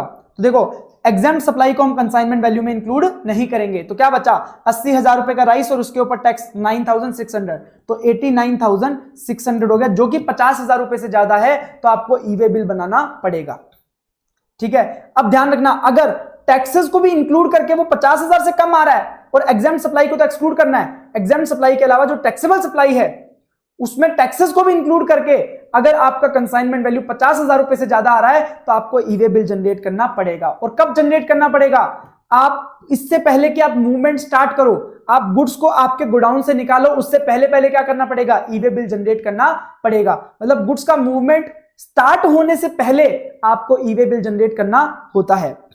और कुछ केसेस में आपको भले ही कंसाइनमेंट वैल्यू 50,000 रुपए से कम हो या 50,000 हो, 50,000 से ज्यादा हो, आपको कंपल्सरीली जनरेट करना पड़ता है।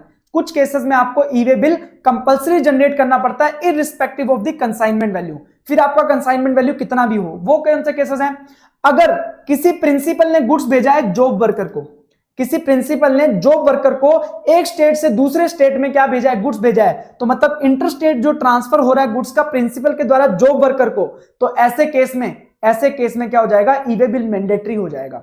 और अगर मान लो हैंडीक्राफ्ट गुड्स का, हैंडीक्राफ्ट या हैंडमेड गुड्स होते हैं, उसका अगर किसी ने ट्रांसफर किया है कहां से, एक स्टेट से दूसरे स्टेट में, मतलब इंटर स्टेट ट्रांसफर हो रहा है हैंडीक्राफ्ट गुड्स का, क्योंकि हमने लोगों को एग्जाम्प्ट कर दिया था रजिस्ट्रेशन लेने से अगर इंटरस्टेट सप्लाई हो रही है हैंडीक्राफ्ट गुड्स की, बट रजिस्ट्रेशन तो नहीं लेना, पर आपको ई वे बिल मैंडेटरीली जनरेट करना पड़ेगा अगर आप हैंडीक्राफ्ट या हैंडमेड गुड्स को एक स्टेट से दूसरे स्टेट में क्या कर रहे हो, ट्रांसपोर्ट कर रहे हो, ठीक है। इन दो केसेस में आपको मैंडेटरी जनरेट करना पड़ेगा। अब कौन जनरेट करेगा ई वे बिल, ई वे बिल जनरेट कौन करेगा, तो सबसे पहले उससे समझना जरूरी है कि ई वे बिल के दो पार्ट होते हैं, पार्ट ए होता है और एक होता है पार्ट बी। पार्ट ए में क्या होता है, पार्ट ए में ऐसी डिटेल होती है जो कि गुड्स के रिलेटेड होती है, जो सप्लाई के रिलेटेड होती है, जो ट्रांजैक्शन हो रही है उसके रिलेटेड डिटेल होती है। ट्रांजैक्शन की डिटेल क्या हो सकती है कि भाई कौन से गुड्स है, उसकी वैल्यू कितनी है, उसके ऊपर टैक्स कितना है, खरीदने वाला कौन है, बेचने वाला कौन है, कहां से माल कहां पे जाएगा, ये सारा डिटेल उसके अंदर होता है पार्ट ए के अंदर। अब पार्ट ए में आपको क्या बताना पड़ता है, पूरा ट्रांजैक्शन का डिटेल बताना पड़ता है। और ट्रांजैक्शन किसको पता होगा बेटर, ट्रांजैक्शन पता होगा ऐसे व्यक्ति को जो इसका मूवमेंट करवा रहा है, पर्सन कोजिंग मूवमेंट। अब मान लो पर्सन कोजिंग मूवमेंट कौन होता है ये पता करना है, देखो, अगर सप्लायर रजिस्टर है एंड ट्रांसपोर्ट करने की रिस्पॉन्सिबिलिटी भी किसकी है? सप्लायर की। जो उसने माल बेचा है उसको ट्रांसपोर्ट करने की भी रिस्पॉन्सिबिलिटी किसकी है? सप्लायर की। तो इसका मतलब ई वे बिल का पार्ट ए जनरेट करने की रिस्पॉन्सिबिलिटी भी किसकी है? सप्लायर की। तो पर्सन कॉजिंग मूवमेंट कौन हो जाएगा? सप्लायर हो जाएगा। दूसरी बात, अगर मान लो रेसिपिएंट अरेंज करता है ट्रांसपोर्टेशन, सप्लायर ने माल बेच दिया, अब उसके बाद वहां से उठा के लेके जाना जिम्मेदारी किसकी है? रेसिपिएंट की। तो ऐसे केस में मूवमेंट कौन करवा रहा है? रेसिपिएंट करा रहा है। तो ई वे बिल का पार्ट ए भी कौन फिल करेगा? रेसिपिएंट फिल करेगा। और अगर मान लो सप्लायर अनरजिस्टर्ड है और रेसिपिएंट रजिस्टर है, तो ऐसे केस में किसके ऊपर रिस्पॉन्सिबिलिटी आ जाएगी? ई वे बिल जनरेट करने की? रेसिपिएंट के ऊपर आ जाएगी ई वे बिल जनरेट करने की रिस्पॉन्सिबिलिटी। तो पार्ट ए कौन फिल करेगा? अगर सप्लायर मूवमेंट करवा रहा है, रजिस्टर है, तो सप्लायर, अदरवाइज रेसिपिएंट। और उसके बाद ध्यान रखना, ये लोग ट्रांसपोर्टर को बोल के या फिर ई कॉमर्स ऑपरेटर को बोल के या फिर कोरियर एजेंसी को बोल के अगर उनको ऑथराइज कर देते हैं, तो ट्रांसपोर्टर, ई कॉमर्स या कोरियर एजेंसी भी क्या कर सकती है? पार्ट ए फिल कर सकती है। उसको इनवॉइस तो देंगे ना हम, जब भी कुरियर वाले से, किसी ट्रांसपोर्ट वाले से हम ट्रांसपोर्ट करवाएंगे तो हम उसे इनवॉइस देंगे, तो उस इनवॉइस के ऊपर जो डिटेल लिखा हुआ है उसको फिल किया जा सकता है पार्ट ए में, ट्रांसपोर्टर के द्वारा, कोरियर एजेंसी के द्वारा, ई कॉमर्स ऑपरेटर के द्वारा, अगर वो ऑथोराइज हैं। अब पार्ट बी में क्या होता है? पार्ट बी में ट्रांसपोर्टेशन से रिलेटेड डिटेल होती है कि भाई कौन ट्रांसपोर्टर इसका ट्रांसपोर्टेशन करेगा, ट्रांसपोर्टेशन का डॉक्यूमेंट नंबर क्या है, या फिर किस व्हीकल में इस ट्रांसपोर्टेशन इसको किया जाएगा। मतलब दिल्ली से मुंबई अगर लेके जाना है तो किस व्हीकल के अंदर लेके जाया जाएगा, वो भी पार्ट बी में मेंशन करना पड़ेगा। तो ध्यान रखना, अब अगर मैंने मान लो किसी ट्रांसपोर्टर से सर्विसेज ली है गुड्स को ट्रांसपोर्ट करवाने की, अब मुझे तो पता ही नहीं होगा ना वो सामने वाला ट्रांसपोर्ट इस गुड्स को किस ट्रक में लेके जाएगा। तो ऐसे केस में पार्ट बी में डिटेल कौन फिल करता है? अगर मैंने किसी से ट्रांसपोर्टेशन ऑफ गुड्स की सर्विसेज ली है, तो ऐसे केस में पार्ट बी फिल भी कौन करेगा? वो ट्रांसपोर्टर करेगा जिससे मैंने उसकी सर्विसेज ली है। अब अगर मान लो मैंने मेरा कन्वेंस हायर कर लिया, मैंने कोई कन्वेंस हायर पे कर लिया, या फिर मेरा खुद का कन्वेंस था, मेरा खुद का ट्रक था, या फिर मैंने पब्लिक ट्रांसपोर्टेशन के थ्रू उसको भेजा है, तो ऐसे केस में मुझे खुद को ही क्या करना पड़ेगा? मतलब पर्सन कॉजिंग मूवमेंट क्या करेगा? पार्ट बी फिल करेगा ई वे बिल का। तीसरी बात, अगर मैं ट्रांसपोर्ट कर रहा हूं रेलवेज के थ्रू, एयरवेज के थ्रू, वेसल के थ्रू, तो रेलवे वाले, वेसल वाले, एयरवेज वाले आपका ई वे बिल नहीं भरेंगे। ऐसे केस में जो इसका ट्रांसपोर्टेशन कर रहा है उसे ही ई वे बिल जनरेट करना पड़ेगा। और ध्यान रखना, रेलवे वाले तब तक आपको गुड्स नहीं देते जब तक आप उनको ई वे बिल नहीं दिखा देते। और ध्यान रखना, in case bill to ship model में क्या होता है? एक बंदे ने सामान परचेज किया और डायरेक्टली डिलीवर करवा दिया तीसरे बंदे को। तो हमने पढ़ा था बिल टू शिफ्ट मॉडल में दो सप्लाई होती हैं, एक पहले बंदा परचेज करता है, उसके बाद दूसरे को सेल करता है। बट वहां पे गुड्स मूव कैसे होता है? सिर्फ एक ही बार होता है। जो मेन सप्लायर होता है उससे डायरेक्टली किसको चला जाता है? डिलीवरी जहां पे होनी है, तो एक बार ही मूवमेंट होता है, तो वहां पे ई वे बिल भी एक ही जनरेट होगा। और ई वे बिल उनमें से कोई भी जनरेट कर सकता है, चाहे मेन सप्लायर करे चाहे इंटरमीडिएट सप्लायर करे, कोई दिक्कत वाली बात नहीं है। बिल टू शिफ्ट मॉडल में सिंगल ई वे बिल जनरेट होगा। अब देखो, ई वे बिल के मैंने बताया आपको पार्ट ए होता है, पार्ट बी होता है। ई वे बिल कब जनरेट माना जाएगा? तब माना जाएगा जब उसके दोनों पार्ट फिल कर दिए गए। पार्ट ए भी फाइल कर दिया, पार्ट बी भी फिल कर दिया, तब माना जाएगा कि आपका ई वे बिल वैलिड है। बट दो ऐसे एक्सेप्शन है जहां पे आप पार्ट बी नहीं भी फिल करोगे तो भी काम हो जाएगा। जैसे मान लो मैं जयपुर से कहां भेज रहा हूं, या ऐसा मान लो दिल्ली से मुंबई भेज रहा हूं, ठीक है। मैं क्या कर रहा हूं? दिल्ली से मुंबई भेज रहा हूं गुड्स को। अब दिल्ली में ना मेरा जो प्लेस ऑफ बिजनेस है वो कहां पे है? करोल बाग में। और ट्रांसपोर्टर का जो जगह है वो कहां पे है? चांदनी चौक में। अब चांदनी चौक और करोल बाग से, मतलब मैंने करोल बाग से चांदनी चौक माल भेजा ताकि ट्रांसपोर्टर उसको ट्रांसपोर्ट कर सके। मतलब कंसाइनर के प्लेस से ट्रांसपोर्टर के प्लेस पे अगर गुड्स को भेजा जा रहा है और वो सेम स्टेट या यूनियन टेरिटरी में है और उसके अंदर डिस्टेंस 50 किलोमीटर से कम का है, मतलब 50 किलोमीटर या 50 किलोमीटर से कम का है, तो ऐसे केस में आपको उसका पार्ट बी फिल करने की जरूरत नहीं है, पार्ट ए भी फिल कर दोगे तो उससे काम हो जाएगा। तो मैंने दिल्ली के करोल बाग से चांदनी चौक भेजा ट्रांसपोर्टर के यहां ताकि वो उसको डिलीवर कर सके मुंबई, ठीक है। तो ऐसे केस में मैं जब करोल बाग से चांदनी चौक भेज रहा हूं तब मेरे को उसका पार्ट बी फिल करने की जरूरत नहीं है। अब ऐसे ही मान लो मुंबई पहुंच गया माल, ठीक है, माल मुंबई पहुंच गया। अब मुंबई में ना बांद्रा में गोदाम है, किसका? मुंबई में बांद्रा में गोदाम है ट्रांसपोर्टर का। तो ट्रांसपोर्टर ने तो यहां पे लाके माल गिरा दिया। अब यहां पे दादर में दादर में जिस पार्टी को मैंने माल पहुंचाना था वहां पे डेस्टिनेशन है। अब पार्टी बांद्रा से लेके दादर तक क्या लेके जाएगी, माल को लेके जाएगी। तो ऐसे केस में जब ट्रांसपोर्टर के प्लेस से कंसाइनी के प्लेस तक माल लेके जाया जाता है और उसके बीच की दूरी 50 किलोमीटर से कम की होती है या 50 किलोमीटर की होती है और सेम स्टेट और यूनियन टेरिटरी में होते हैं, तो ऐसे केस में वहां पे भी पार्ट बी फिल करने की जरूरत नहीं है, पार्ट ए फिल करने पे भी काम हो जाएगा। अब ई वे बिल को जनरेट कैसे किया जाता है, तो सबसे पहले पार्ट ए फिल किया जाता है। पार्ट ए फिल करने के बाद पोर्टल पे बता दिया जाता है कि भाई हमारा ट्रांसपोर्टर ये बंदा है, तो उस ट्रांसपोर्टर के पास ई वे बिल चला जाता है और ट्रांसपोर्टर अपनी डिटेल भर देता है वहां पे कि कहां पे ट्रांसपोर्ट किया जाएगा, कौन से ट्रक में ट्रांसपोर्ट किया जाएगा। जब पार्ट ए और पार्ट बी दोनों फिल हो जाते हैं तो ऐसे केस में वहां पे क्या हो जाता है, ई वे बिल जनरेट हो जाता है, ई वे बिल जनरेट हो जाता है। अब कैसे पता लगेगा किस ट्रांसपोर्टर को ई वे बिल भेजना है, तो उस ट्रांसपोर्टर को एक ट्रांसपोर्टर आईडी लेनी होती है, एक ट्रांसपोर्टर आईडी लेनी होती है। उस ट्रांसपोर्टर आईडी वो उस ट्रांसपोर्टर के लिए एक यूनिक आईडी होती है जीएसटी पोर्टल के पास। तो हम जैसे वो जो ट्रांसपोर्टर की आईडी डालती हैं तो वो ई वे बिल उस ट्रांसपोर्टर के पास चला जाता है। उसके बाद ई वे बिल का वैलिडिटी कितना होता है, ई वे बिल कितने टाइम के लिए वैलिड रहेगा एक बार जनरेट करने के बाद। तो यहां पे बोला गया कि अगर आपकी जो जर्नी है, आप जो गुड्स लेके जा रहे हो एक जगह से दूसरी जगह पे, अगर आपने बीच में एक भी बार आपने शिप से ट्रेवल नहीं किया है, अगर गुड्स को शिप से ट्रेवल नहीं करवाया है एक भी बार, तो ऐसे केस में, अब देखो शिप क्या होती है, बहुत धीरे चलती है और रेलवेज वेसल या रेलवे एयरवेज या फिर आप ट्रक से लेके जाओगे तो उनकी स्पीड अच्छी खासी होती है, बट जो शिप होती है ना, शिप की स्पीड इतनी तेज नहीं होती। तो यहां पे बोल दिया गया कि अगर आपने पूरी जर्नी में शिप का यूज नहीं किया, शिप का यूज आपने नहीं किया, तो ऐसे केस में आपको हर 200 किलोमीटर के लिए, हर 200 किलोमीटर के लिए आपको एक दिन मिलेगा। तो मतलब पहले 200 किलोमीटर के लिए एक दिन मिलेगा और उसके बाद 200 किलोमीटर और पार्ट देयर ऑफ, मतलब मान लो आपको उसके ऊपर 100 किलोमीटर और जाना है तो उसके लिए आपको एक एडिशनल डे मिल जाएगा, एक एडिशनल डे मिल जाएगा। तो मतलब कहने का मतलब 200 किलोमीटर और पार्ट देयर ऑफ के लिए आपको क्या मिलेगा, एक एडिशनल डे मिल जाएगा। हर 200 किलोमीटर के लिए आपको एक दिन मिलेगा और उसके ऊपर अगर आपका कुछ पार्टीशन है तो उसका भी एक दिन आपको एडिशनल मिल जाएगा। तो कहने का मतलब हम ये मान के चलते हैं कि अगर आपने पूरी जर्नी के दौरान एक भी बार शिप का यूज नहीं किया है तो ऐसे केस में आपको एक दिन में आप 200 किलोमीटर तो ट्रेवल कर ही सकते हो। तो अगर आपने एक भी बार अदर देन शिप के द्वारा यूज किया है तो इसका मतलब आपने 200 किलोमीटर तक आपको एक दिन मिलेगा वैलिडिटी। और अगर डिस्टेंस 200 किलोमीटर से ज्यादा है, डिस्टेंस 200 किलोमीटर से ज्यादा है तो फॉर एवरी 200 किलोमीटर और पार्ट देयर ऑफ को क्या मिलेगा, एक एडिशनल डे मिलता जाएगा। फॉर एग्जाम्पल मान लीजिए मैं दिल्ली से मुंबई सामान भेज रहा हूं, मैं दिल्ली से मुंबई सामान भेज रहा हूं और उसका रास्ता है मान लो 700 किलोमीटर का, ठीक है। तो मुझे क्या करना है, मुझे हर 200 किलोमीटर के लिए कितने दिन मिल रहे हैं, एक दिन। तो 700 किलोमीटर के लिए कितना मिलेगा, 3.5 डेज।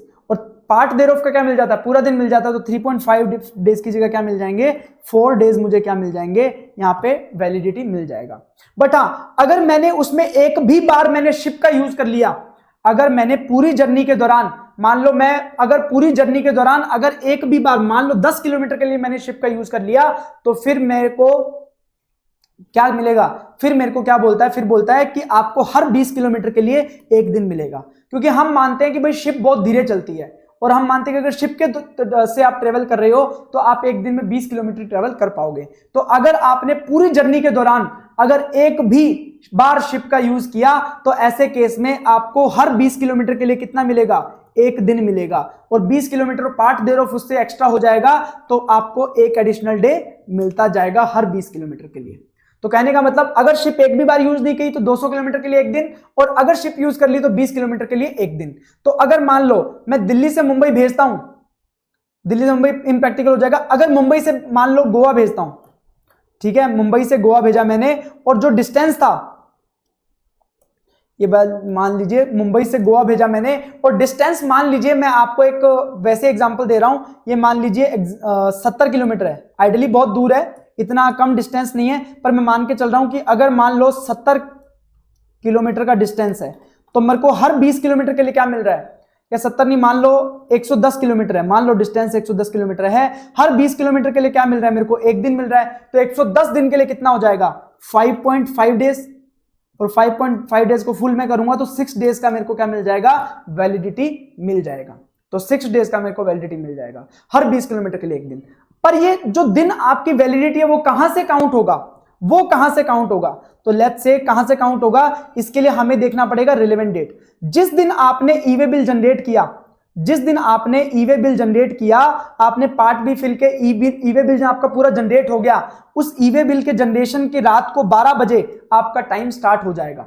ठीक है, अब ये मान लीजिए कि अगर आपने ई वे बिल जनरेट किया, ठीक है, ई वे बिल जनरेट किया सुबह 2 बजे ऑफ 13 सितंबर, तो 13 सितंबर को आपने 2 बजे ई वे बिल जनरेट किया है। ठीक है, अब 13 तारीख को सुबह 2 बजे ई वे बिल जनरेट किया, इसका मतलब आपका जो वैलिडिटी स्टार्ट होगा ना वो 13 और 14 तारीख की रात को 12 बजे स्टार्ट होगा। मतलब सुबह 2 बजे जनरेट कर लिया तो पूरा दिन आपके लिए बफर है, बट 13 तारीख और 14 तारीख की रात को जो 12 बजेंगे उस दिन से आपका क्या हो जाएगा, पीरियड स्टार्ट हो जाएगा।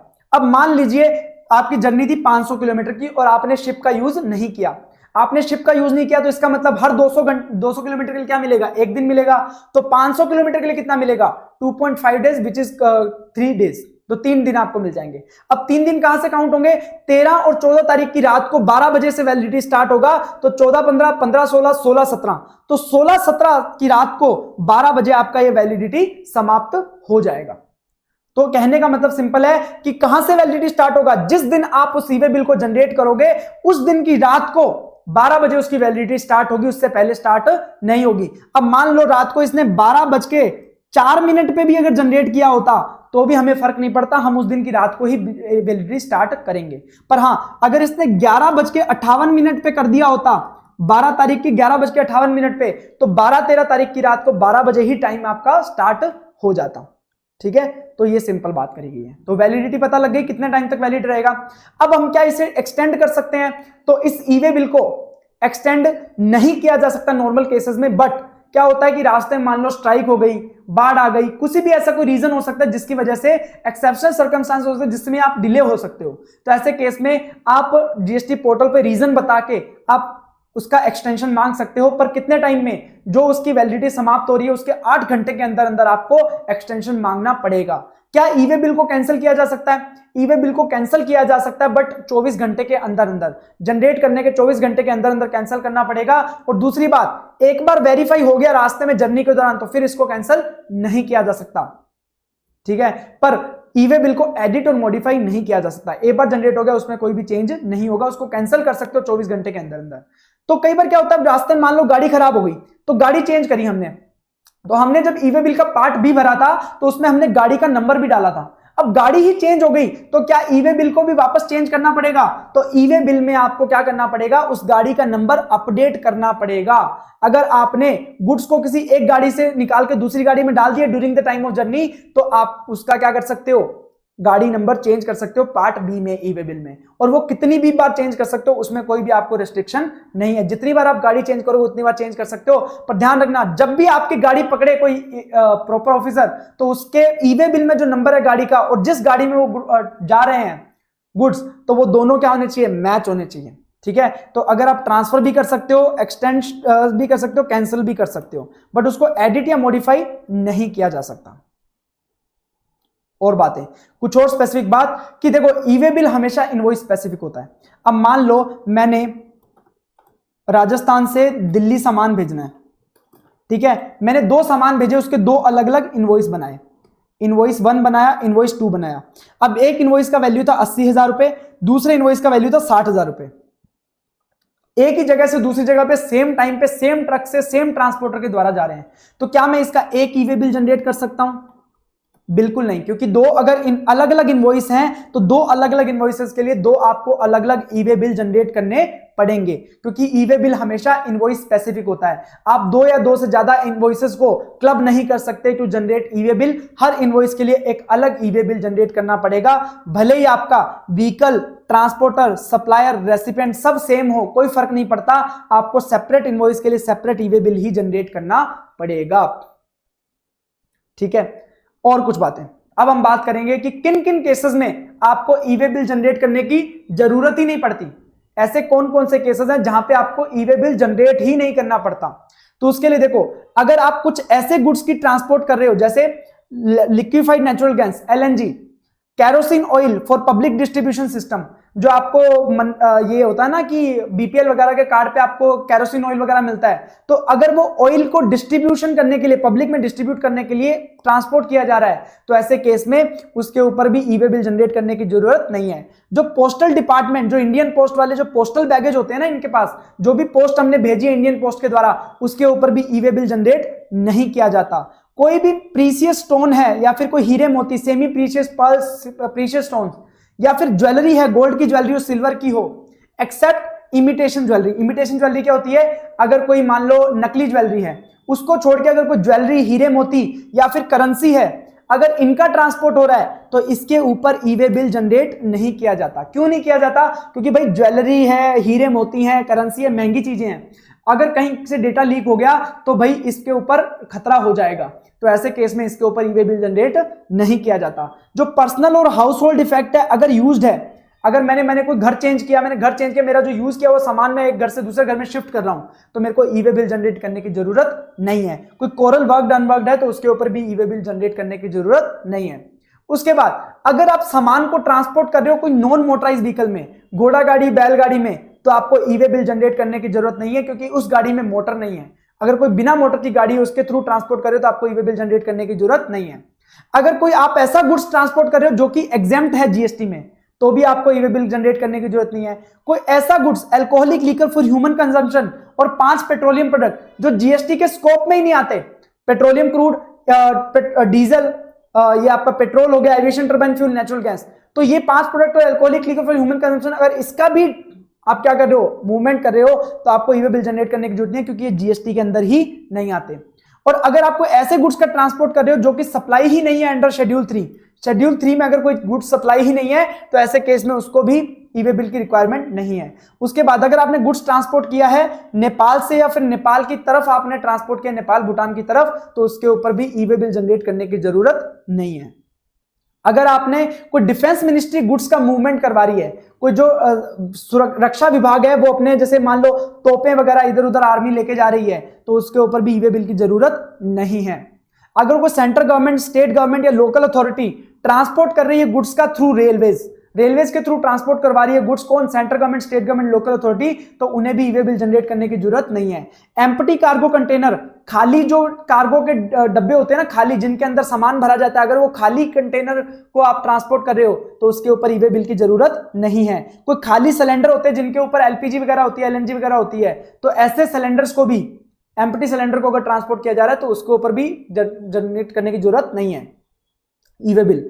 अगर ट्रांसपोर्ट किया जा रहा है with in 20 kilometre for wait, आपने कोई सामान लदा और उसको वेट करवाने के लिए, मतलब उसका भार करवाने के लिए आप वेट वाले पे, धर्मकांट पे लेके गए, तो वहां पे अगर डिस्टेंस उसका 20 किलोमीटर से कम है तो ऐसे केस में आपको ई वे बिल जनरेट करने की जरूरत नहीं है।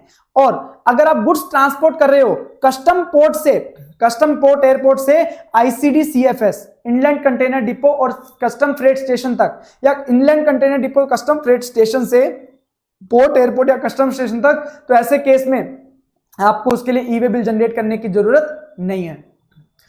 उसके बाद ई वे बिल का क्या करेंगे? ई वे बिल होगा तो क्या करेंगे? देखना, जो भी सामान लेके जा रहा है, ट्रांसपोर्ट कर रहा है, मान लो वो ट्रक के थ्रू जा रहा है तो ट्रक का ड्राइवर हो गया, एयरवेज के थ्रू जा रहा है तो एयरवेज का जो कैप्टन हो गया, जो आपका वैसल के थ्रू जा रहा है तो वैसल का कैप्टन हो गया, या फिर रेलवे के थ्रू जा रहा है तो उसका गार्ड हो गया, तो उनके पास जो भी सामान उनकी गाड़ी में जा रहा है उसका इनवॉइस या फिर बिल ऑफ सप्लाई या फिर डिलीवरी चालान या फिर बिल ऑफ एंट्री होनी चाहिए। अगर इंपोर्टेड गुड्स है उनके पास ये वाला डॉक्यूमेंट होना चाहिए, और उसके साथ ही उनके पास ई वे बिल भी होना चाहिए। पर ध्यान रखना, एयरवेज, वैसल या रेलवेज के केस में उनके पास ई वे बिल नहीं होगा तो भी चलेगा। ई वे बिल ट्रक के केस में, अगर ट्रक के थ्रू, रोड के थ्रू अगर ट्रांसपोर्ट हो रहा है तो जो भी ट्रांसपोर्ट कर रहा है उस ट्रक के जो पर्सन इन चार्ज है, मतलब उसका ड्राइवर या फिर जो गार्ड होगा, उसको पास ई वे बिल होना चाहिए। अगर ई वे बिल नहीं हुआ तो पेनल्टी ठुक जाएगी, तो ई वे बिल ये डॉक्यूमेंट्स होने चाहिए। अब अगर कल को आपको प्रॉपर ऑफिसर रोक लेता, आपका ट्रक जा रहा है, उसको रोक लिया और उसको वेरीफाई करने लग गया, तो उसको आपको क्या दिखाना पड़ेगा? ई वे बिल दिखाना पड़ेगा। वो ई वे बिल वेरीफाई करेगा और ई वे बिल वेरीफाई करके तुम्हारा फिजिकल वेरिफिकेशन करेगा सामान का। फिजिकल वेरिफिकेशन एक स्टेट में एक ही बार हो सकता है, एक स्टेट में एक बार आपको ऑफिसर ने रोक लिया फिर दोबारा नहीं रोकेगा, अनलेस एंड अनटिल आपको ऊपर इल्जाम हो कि आपने कोई टैक्स इवेजन किया है। उसके बाद अगर आप ई वे बिल जनरेट नहीं करते हो तो ऐसे केस में आपके ऊपर पेनल्टी लगाई जा सकती है 10,000 रुपए और tax evaded whichever is higher. 10,000 रुपए या फिर आप जितना टैक्स इवेड कर रहे हो विच एवर इज हायर होगा उतना आपके ऊपर पेनल्टी लगाया जा सकता है। उसके साथ ही जो गुड्स हैं, जो गुड्स आप ट्रांसपोर्ट कर रहे हो और जिस ट्रांसपोर्ट वाले में आप कन्वेंस में आप गुड्स को ट्रांसपोर्ट कर रहे हो, दोनों को डिटेन किया जा सकता है, सीज किया जा सकता है। उसके साथ ही अगर आपने ई वे बिल जनरेट नहीं किया। और ध्यान रखना, ई वे बिल की फैसिलिटी को ब्लॉक किया जा सकता है, मतलब उस सप्लायर को रोका जा सकता है कि ई वे बिल जनरेट करने से। मान लो सप्लायर कुछ ऐसी हरकत कर देता है, सप्लायर को ऐसी हरकत कर देता है तो उसको डिपार्टमेंट रोक सकता है ई वे बिल जनरेट करने से, तो वो फिर ई वे बिल जनरेट नहीं कर पाएगा। But E way bill generate करने से रोका जाता है सिर्फ और सिर्फ आउटपुट सप्लाई पे। जो भी आप सामान सेल कर रहे हो उसके ऊपर आप ई वे बिल जनरेट नहीं कर पाओगे, जो भी आप सामान परचेज कर रहे हो उसके ऊपर आप ई वे बिल जनरेट कर सकते हो। तो किन किन केसेस में आपको ई वे बिल जनरेट करने से रोका जा सकता है? अगर आप कॉम्पोजिशन टैक्स पेयर हो और आपने जो आपका स्टेटमेंट होता है, कौन सा, CMP 08, कौन सा होता है, CMP 08 स्टेटमेंट होता है, क्वार्टरली स्टेटमेंट होता है। अगर आपने 2 क्वार्टर तक लगातार अगर आपने वो स्टेटमेंट फाइल नहीं किया तो ऐसे केस में आपको ई वे बिल जनरेट करने से रोका जा सकता है। अब अगर आप रेगुलर टैक्स पेयर हो, आपने 2 टैक्स पीरियड के लिए रिटर्न फाइल नहीं करी, कौन सी, GSTR 3B, तो ऐसे केस में आपको भी ई वे बिल जनरेट करने से रोका जा सकता है। रेगुलर टैक्स पेयर और आपने GSTR 1 फाइल नहीं किया 2 कंसेक्यूटिव मंथ और क्वार्टर तक, 2 कंसेक्यूटिव क्वार्टर और मंथ के लिए अगर आपने GSTR 1 फाइल नहीं किया तो आपको भी ई वे बिल जनरेट करने से रोका जा सकता है। और अगर आपका रजिस्ट्रेशन सस्पेंड हो गया है तो भी आपको ई वे बिल जनरेट करने से रोका जा सकता है। बट हां, कमिश्नर चाहे तो आपको अलाउ कर सकता है जनरेट करने के लिए ई वे बिल। ठीक है, तो ये हो गया आपका accounts and records E way bill chapter complete. अब हम बात करेंगे रिटर्न चैप्टर की।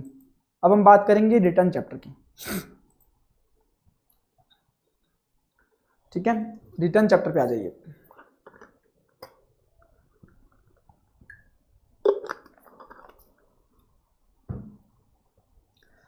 सबसे पहले बात करते हैं रिटर्न में क्या होता है। देखो, सबसे पहले रेगुलर टैक्स पेयर के लिए क्या होता है कि वो जब भी कोई चीज सेल करता है तो जो भी उसने सेल किया, जो भी आउटवर्ड सप्लाई की है, उसके लिए वो क्या करता है, GSTR 1 जनरेट करता है। उसके लिए वो क्या करता है, GSTR 1 फाइल करता है। और उसके बाद उसने जो भी परचेज किया होगा उसका डेटा अपने आप किस में आ जाता है, GSTR 2B में, क्योंकि मेरे भी सप्लायर ने GSTR 1 फाइल किया होगा और उसका जो डेटा है वो मेरे परचेज वाले रजिस्टर में आ जाता है। तो मैंने कितना सेल किया, कितना परचेज किया, उसके बेसिस पे मैं क्या जनरेट करता हूं, GSTR 3B, एक रिटर्न फाइल करता हूं। ठीक है, अब GSTR 1 जो होता है वो क्या होता है, स्टेटमेंट होता है जो भी आपने आउटवर्ड सप्लाई की है, और GSTR 3B क्या होता है, रिटर्न होती है जो भी आप फाइल करते हो आउटवर्ड और इनवर्ड सप्लाईज के बेसिस पे। अब कौन फाइल करेगा ये GSTR 1 और GSTR 3B? तो every registered person including casual taxable person, कुछ लोगों को छोड़ के, कौन, input service distributor, non resident taxable person, composition tax payer, TDS director collector, OIDAR service provider. तो ये जो लोग हैं इनके लिए सेपरेट GST रिटर्न बताई गई है। इसके अलावा कोई भी बंदा है तो वो क्या करेगा, GSTR 1 और GSTR 3B फाइल करेगा। कब तक फाइल करना होता है, GSTR 1 की अगर बात करें, अगर आपने QRMP स्कीम ऑप्ट कर रखी है, क्वार्टरली रिटर्न मंथली पेमेंट की, तो आपको हर क्वार्टरली GSTR 1 फाइल करनी होती है। तो क्वार्टर एंड होने के बाद 13 तारीख तक, नेक्स्ट मंथ की 13 तारीख तक आपको फाइल करना होता है। और अगर आपने QRMP स्कीम ऑप्ट नहीं कर रखी तो ऐसे केस में 11 तारीख, नेक्स्ट मंथ की 11 तारीख तक आपको GSTR 1 फाइल करना होता है। GSTR 3B की बात करें तो अगर आपने QRMP स्कीम ऑप्ट कर रखी है तो आपको क्वार्टर के बाद नेक्स्ट मंथ की 22 तारीख या 24 तारीख तक आपको क्या होता है, रिटर्न फाइल करना होता है। तो 22 तारीख को 24 तारीख 2 तारीख क्यों लिखी, क्योंकि ये स्टेट वाइज अलग अलग डिफर करती है, जो आपको याद नहीं करना है। उसके बाद अगर आपने QRMP स्कीम ऑप्ट नहीं कर रखा है तो आपको नेक्स्ट मंथ की, हर मंथ में नेक्स्ट मंथ की 20 तारीख तक आपको क्या करना पड़ता है, GSTR 3B फाइल करना होता है। अगर आपने QRMP ऑप्ट नहीं कर रखा तो GSTR 1 और GSTR 3B दोनों क्या जाते हैं, मंथली जाते हैं। और अगर आपने QRMP ऑप्ट कर रखा है तो आप क्वार्टरली फाइल करते हो। उसके बाद इवन आपने कोई सेल परचेज ना किया हो फिर भी आपको GSTR 1 और GSTR 3B फाइल करना होता है। ऐसे केस में आपको नील रिटर्न फाइल करनी होती है। उसके बाद अगर आपने कोई एरर कर दिया GSTR 1 या GSTR 3B में, तो क्या उसे आप रिवाइज कर सकते हो? जो आप एक बार रिटर्न भर चुके हो उसको आप रिवाइज नहीं कर पाओगे। हाँ, जिस मंथ में आपको उस एरर का एहसास होता है कि मैंने गलती कर दी, तो उस मंथ में आप क्या कर सकते हो, उसको रेक्टिफाई कर सकते हो। उस मंथ की जो रिटर्न फाइल करोगे उसमें आप रेक्टिफाई कर सकते हो अमेंडमेंट टेबल में। अब वो भी कब तक कर सकते हो, मैक्सिमम उसका टाइम लिमिट बता दिया गया कि 30 November of the following financial year, जो फाइनेंशियल ईयर खत्म हो उसके बाद 30 नवंबर आएगा और date of filing of annual return whichever is earlier, तब तक आप क्या कर सकते हो, इसका रेक्टिफिकेशन कर सकते हो, उसके बाद आपको रेक्टिफिकेशन भी परमिट नहीं किया जाएगा। और एक बार टैक्स अथॉरिटीज ने पकड़ लिया, अगर टैक्स अथॉरिटीज ने ड्यूरिंग स्क्रूटनी ऑडिट असेसमेंट वगैरह पकड़ लिया, फिर आप इसको रेक्टिफाई नहीं कर पाओगे। उसके बाद देखो, उसके बाद अगर आप आउटवर्ड जो जीएसटीआर 1 में रिटर्न फाइल करोगे उसके अंदर आपको डिटेल देनी होती है सेल की। अगर आपने सेल किया है registered person to registered person तो आपको इनवॉइस वाइज डिटेल देनी पड़ती है, और अगर आपने अनरजिस्टर्ड पर्सन को सेल किया है तो अगर आपने इंट्रा स्टेट सेल किया है तो आप कंसोलिडेटेड डिटेल दे सकते हो। बट अगर आपने अनरजिस्टर्ड पर्सन को किया है इंटर स्टेट सेल तो अगर 2.5 लाख से ज्यादा का इनवॉइस है तो आपको इनवॉइस वाइज डिटेल देना पड़ेगा, और 2.5 लाख से कम है या 2.5 लाख है तो ऐसे केस में कंसोलिडेटेड डिटेल दी जा सकती है, ज्यादा इंपॉर्टेंट है नहीं। उसके बाद जीएसटीआर 1 और 3 भी तभी फाइल कर पाओगे अगर आपने पिछले महीने की, पिछले टैक्स पीरियड की जीएसटीआर 1 और 3 भी फाइल कर दिया है। अगर आप फाइल नहीं करते हो, डिले फाइल करते हो, तो आपके ऊपर मैक्सिमम कितनी लेट फीस लगाई जा सकती है वो मैं आपको बता रहा हूं। अगर आपने नील रिटर्न फाइल करनी थी और आपने फाइल नहीं करी तो आपके ऊपर मैक्सिमम 500 रुपए की पेनल्टी लगाई जा सकती है, जिसमें 250 रुपए सीजीएसटी 250 रुपए एसजीएसटी इंक्लूड है। अब अगर आपकी नील रिटर्न नहीं थी, आपकी फुलफिल रिटर्न थी, आप सप्लाई कर रहे हो, तो ऐसे केस में अगर आपका पिछले साल टर्नओवर 1.5 करोड़ तक था तो मैक्सिमम 2000 रुपए, अगर आपका टर्नओवर 1.5 करोड़ से ज्यादा था मैक्सिमम 5 करोड़ तक था तो ऐसे केस में 5000 रुपए मैक्सिमम, और अगर आपका टर्नओवर 5 करोड़ से ज्यादा था तो ऐसे केस में आपके ऊपर 10,000 रुपए तक पेनल्टी लगाई जा सकती है, दोनों सीजीएसटी और एसजीएसटी को मिला के। अब ध्यान रखना, ये तो हो गई जीएसटीआर 1 और जीएसटीआर 3B की बात। अगर जीएसटीआर 2B क्या होता है, वो ऑटो पॉपुलेटेड स्टेटमेंट होता है। जो भी आपने जीएसटीआर 1 भरा है उसके बेसिस पे, जो सप्लायर हैं आपके उन्होंने जीएसटीआर 1 भरा है उसके बेसिस पे, या फिर जो आईएफएफ फैसिलिटी में इनवॉइस अपलोड किए गए आपके सप्लायर के द्वारा उसके बेसिस पे आपका जीएसटीआर 2B जनरेट होता है। जीएसटी सीएमपी 08 क्या होता है, ये कंपोजिशन सप्लायर के लिए क्वार्टरली स्टेटमेंट होता है जो उसे क्वार्टर खत्म होने के बाद 18 तारीख तक फिल करना होता है। जीएसटीआर 4 कंपोजिशन सप्लायर के लिए मंथली एनुअली रिटर्न होती है जो आपको 30 तारीख तक फाइल करनी होती है, 30 अप्रैल तक फाइल करना होता है। उसके बाद एनआरटीपी के लिए जीएसटीआर 5 होता है जो मंथली बेसिस पे उसे फाइल करना होता है नेक्स्ट मंथ की 13 तारीख तक, और अगर उसका वैलिडिटी समाप्त हो गया है रजिस्ट्रेशन का तो वैलिडिटी समाप्त होने के 7 दिन के अंदर अंदर उसे जीएसटीआर 5 फाइल करनी होती है। जो ओआईडीआर सर्विस प्रोवाइडर होता है उसे जीएसटीआर 5A सबमिट करना होता है मंथली बेसिस पे अगले महीने की 20 तारीख तक। आईएसडी इनपुट सर्विस डिस्ट्रीब्यूटर होता है जो जीएसटीआर 6 फाइल करता है मंथली बेसिस पे अगले महीने की 13 तारीख तक। जीएसटीआर 7 और जीएसटीआर 8 टीडीएस डायरेक्टर जीएसटीआर 7 और टीसीएस कलेक्टर जीएसटीआर 8 फाइल करता है मंथली बेसिस पे और अगले महीने की 10 तारीख तक फाइल करना होता है। उसके बाद बात आती है एनुअल रिटर्न की, तो एनुअल रिटर्न होती है जीएसटीआर 9 फॉर्मेट में, और all registered person except casual taxable person, non resident taxable, ये तो टेम्परेरी लोग हैं तो इनसे एनुअल रिटर्न भरवा के मतलब नहीं है। Input service distributor, TDS collector, TDS director, इन लोगों को छोड़ के कोई भी रजिस्टर्ड पर्सन है तो उसे एनुअल बेसिस पे जीएसटीआर 9 फाइल करना होता है। कब तक? 31 दिसंबर तक।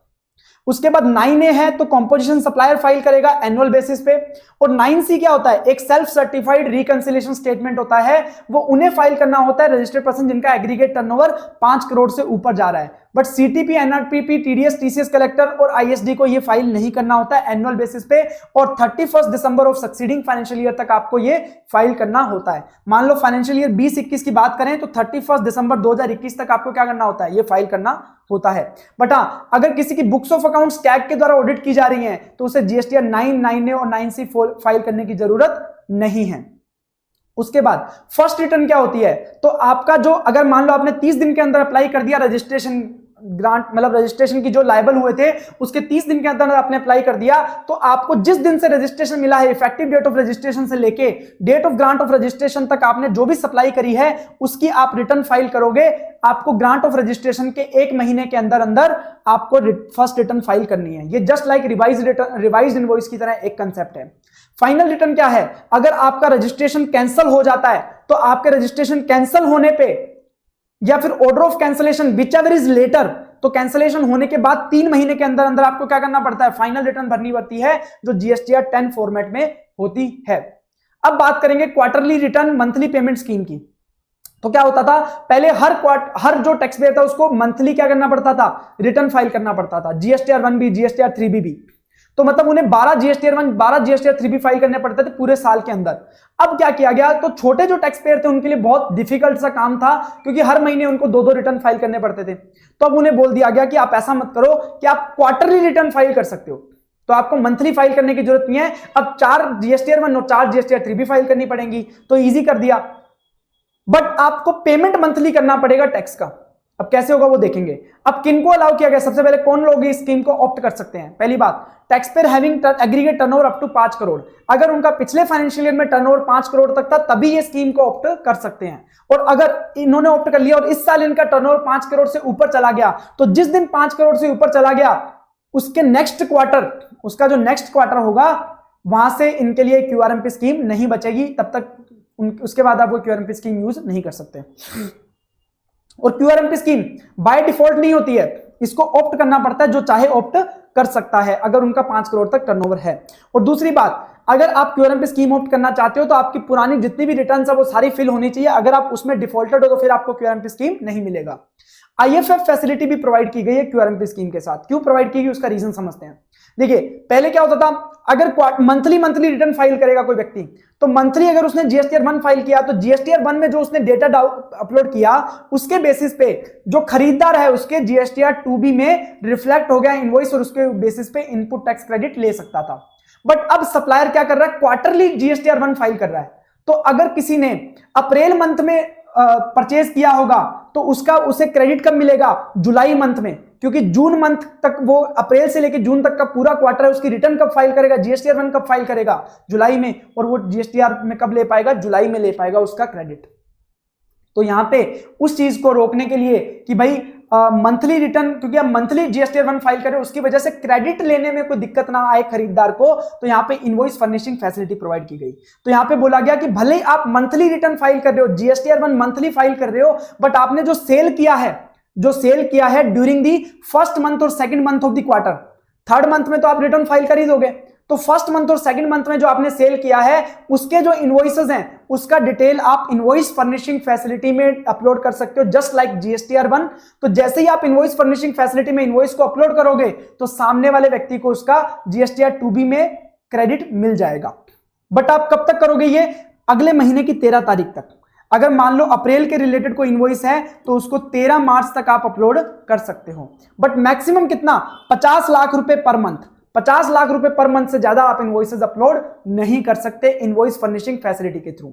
अब अगर कोई इनवॉइस बच जाता है जो आपने इनवॉइस फर्निशिंग फैसिलिटी में अपलोड नहीं किया, तो आप वैसे भी क्वार्टर की जो रिटर्न भरोगे जीएसटीआर 1 उसमें आप उसमें फाइल कर सकते हो।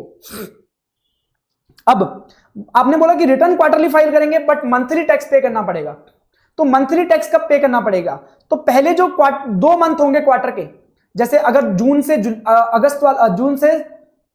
जुलाई अगस्त सितंबर, जुलाई से सितंबर वाले क्वार्टर की बात करूं तो जुलाई अगस्त के रिलेटेड जो भी आपको टैक्स पे करना है, जुलाई का 25 अगस्त तक, अगस्त का 25 सितंबर तक, मतलब नेक्स्ट मंथ की 25 तारीख तक आपको टैक्स पे करना है। और जो लास्ट मंथ ऑफ क्वार्टर होगा जैसे सितंबर मंथ का, तो सितंबर मंथ की जब आप जीएसटीआर 3B फाइल करोगे 3 महीनों के एक साथ, तो जीएसटीआर 3B के साथ ही आपको क्या करना है, टैक्स का पेमेंट कर देना है। अब टैक्स कितना पे करना है, क्योंकि आप रिटर्न तो क्वार्टर के बाद फाइल करोगे, तो अब पहले के जो 2 महीने में टैक्स पे करना है, फर्स्ट महीने या 2 महीने में, तो उसमें टैक्स कितना पे करना है वो कैसे डिसाइड करेंगे।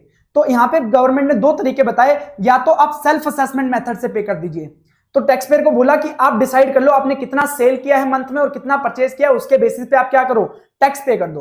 और जो टैक्स पे करोगे अगर वो बाद में कम रह गया एक्चुअल लायबिलिटी से, आपने जो एस्टिमेशन बेसिस पे किया अगर वो कम रह गया तो आपको इंटरेस्ट पे करना पड़ेगा जो भी आपने कम पे किया था।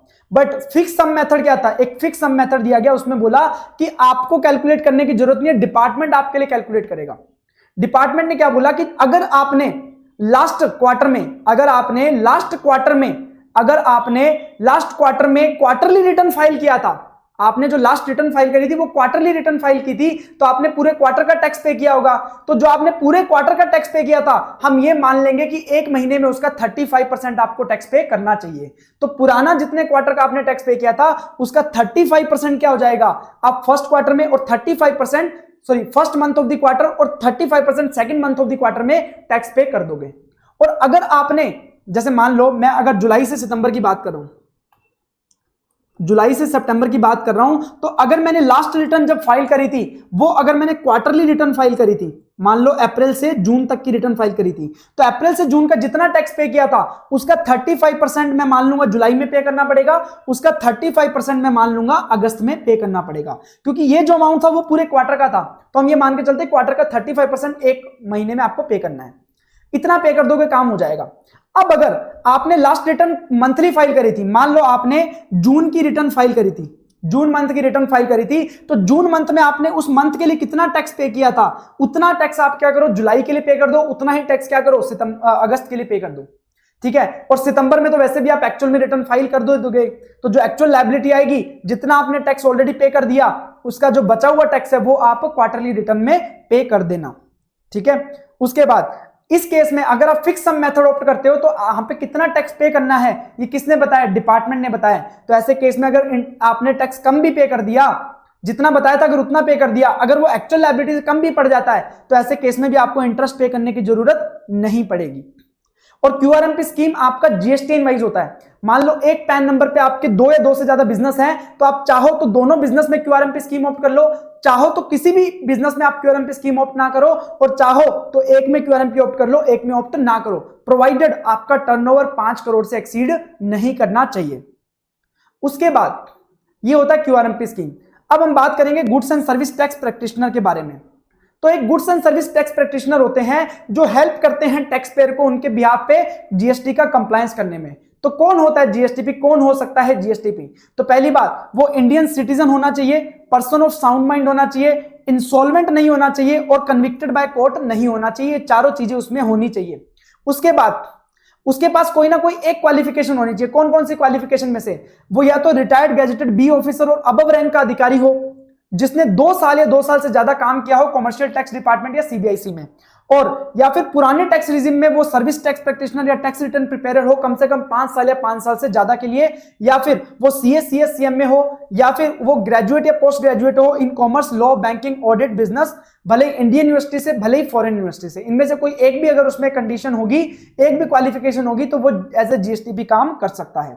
पर जीएसटीपी काम क्या करेगा? जीएसटीपी काम क्या करेगा? जीएसटीपी टैक्स पेयर के बिहाफ पे उसका जीएसटीआर 1 फाइल कर सकता है, आउटवर्ड सप्लाईज का डिटेल, उसकी रिटर्न फाइल कर सकता है, monthly, final, annual return, cash deposit करवा सकता है टैक्स पेयर के बिहाफ पे, ईवे बिल जनरेट कर सकता है, चालान जनरेट कर सकता है, रिफंड का क्लेम फाइल कर सकता है, रजिस्ट्रेशन को अमेंड करवाना हो वो काम कर सकता है, रजिस्ट्रेशन कैंसिल करवाना हो उसके लिए भी अप्लाई कर सकता है जीएसटीपी। उसके बाद अगर कॉम्पोजिशन ऑप्ट करनी है स्कीम उसके लिए इंटीमेशन फाइल कर सकता है, अगर authorise representative as a appear होना है तो वो अपीयर हो सकता है on behalf of tax payer. पर ध्यान रखना, अगर वो रिफंड क्लेम फाइल करना चाहता है या फिर एप्लीकेशन ऑफ रजिस्ट्रेशन अमेंडमेंट या कैंसिलेशन की लगाना चाहता है तो उसे रजिस्ट्रेशन पर्सन से क्या लेना पड़ेगा? कंफर्मेशन लेना पड़ेगा।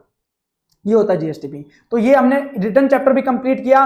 तो आज के रिवीजन में हमने accounts and records, e-way bill, tax invoice, debit note, credit note और रिटर्न चैप्टर कंप्लीट किया। कोई भी इसके रिलेटेड दिक्कत हो, कोई भी डाउट हो तो मुझसे आप पूछ सकते हैं, कॉन्टैक्ट कर सकते हैं। आपको कॉन्टैक्ट नंबर ऑलरेडी प्रोवाइडेड है। Best of luck, thank you so much.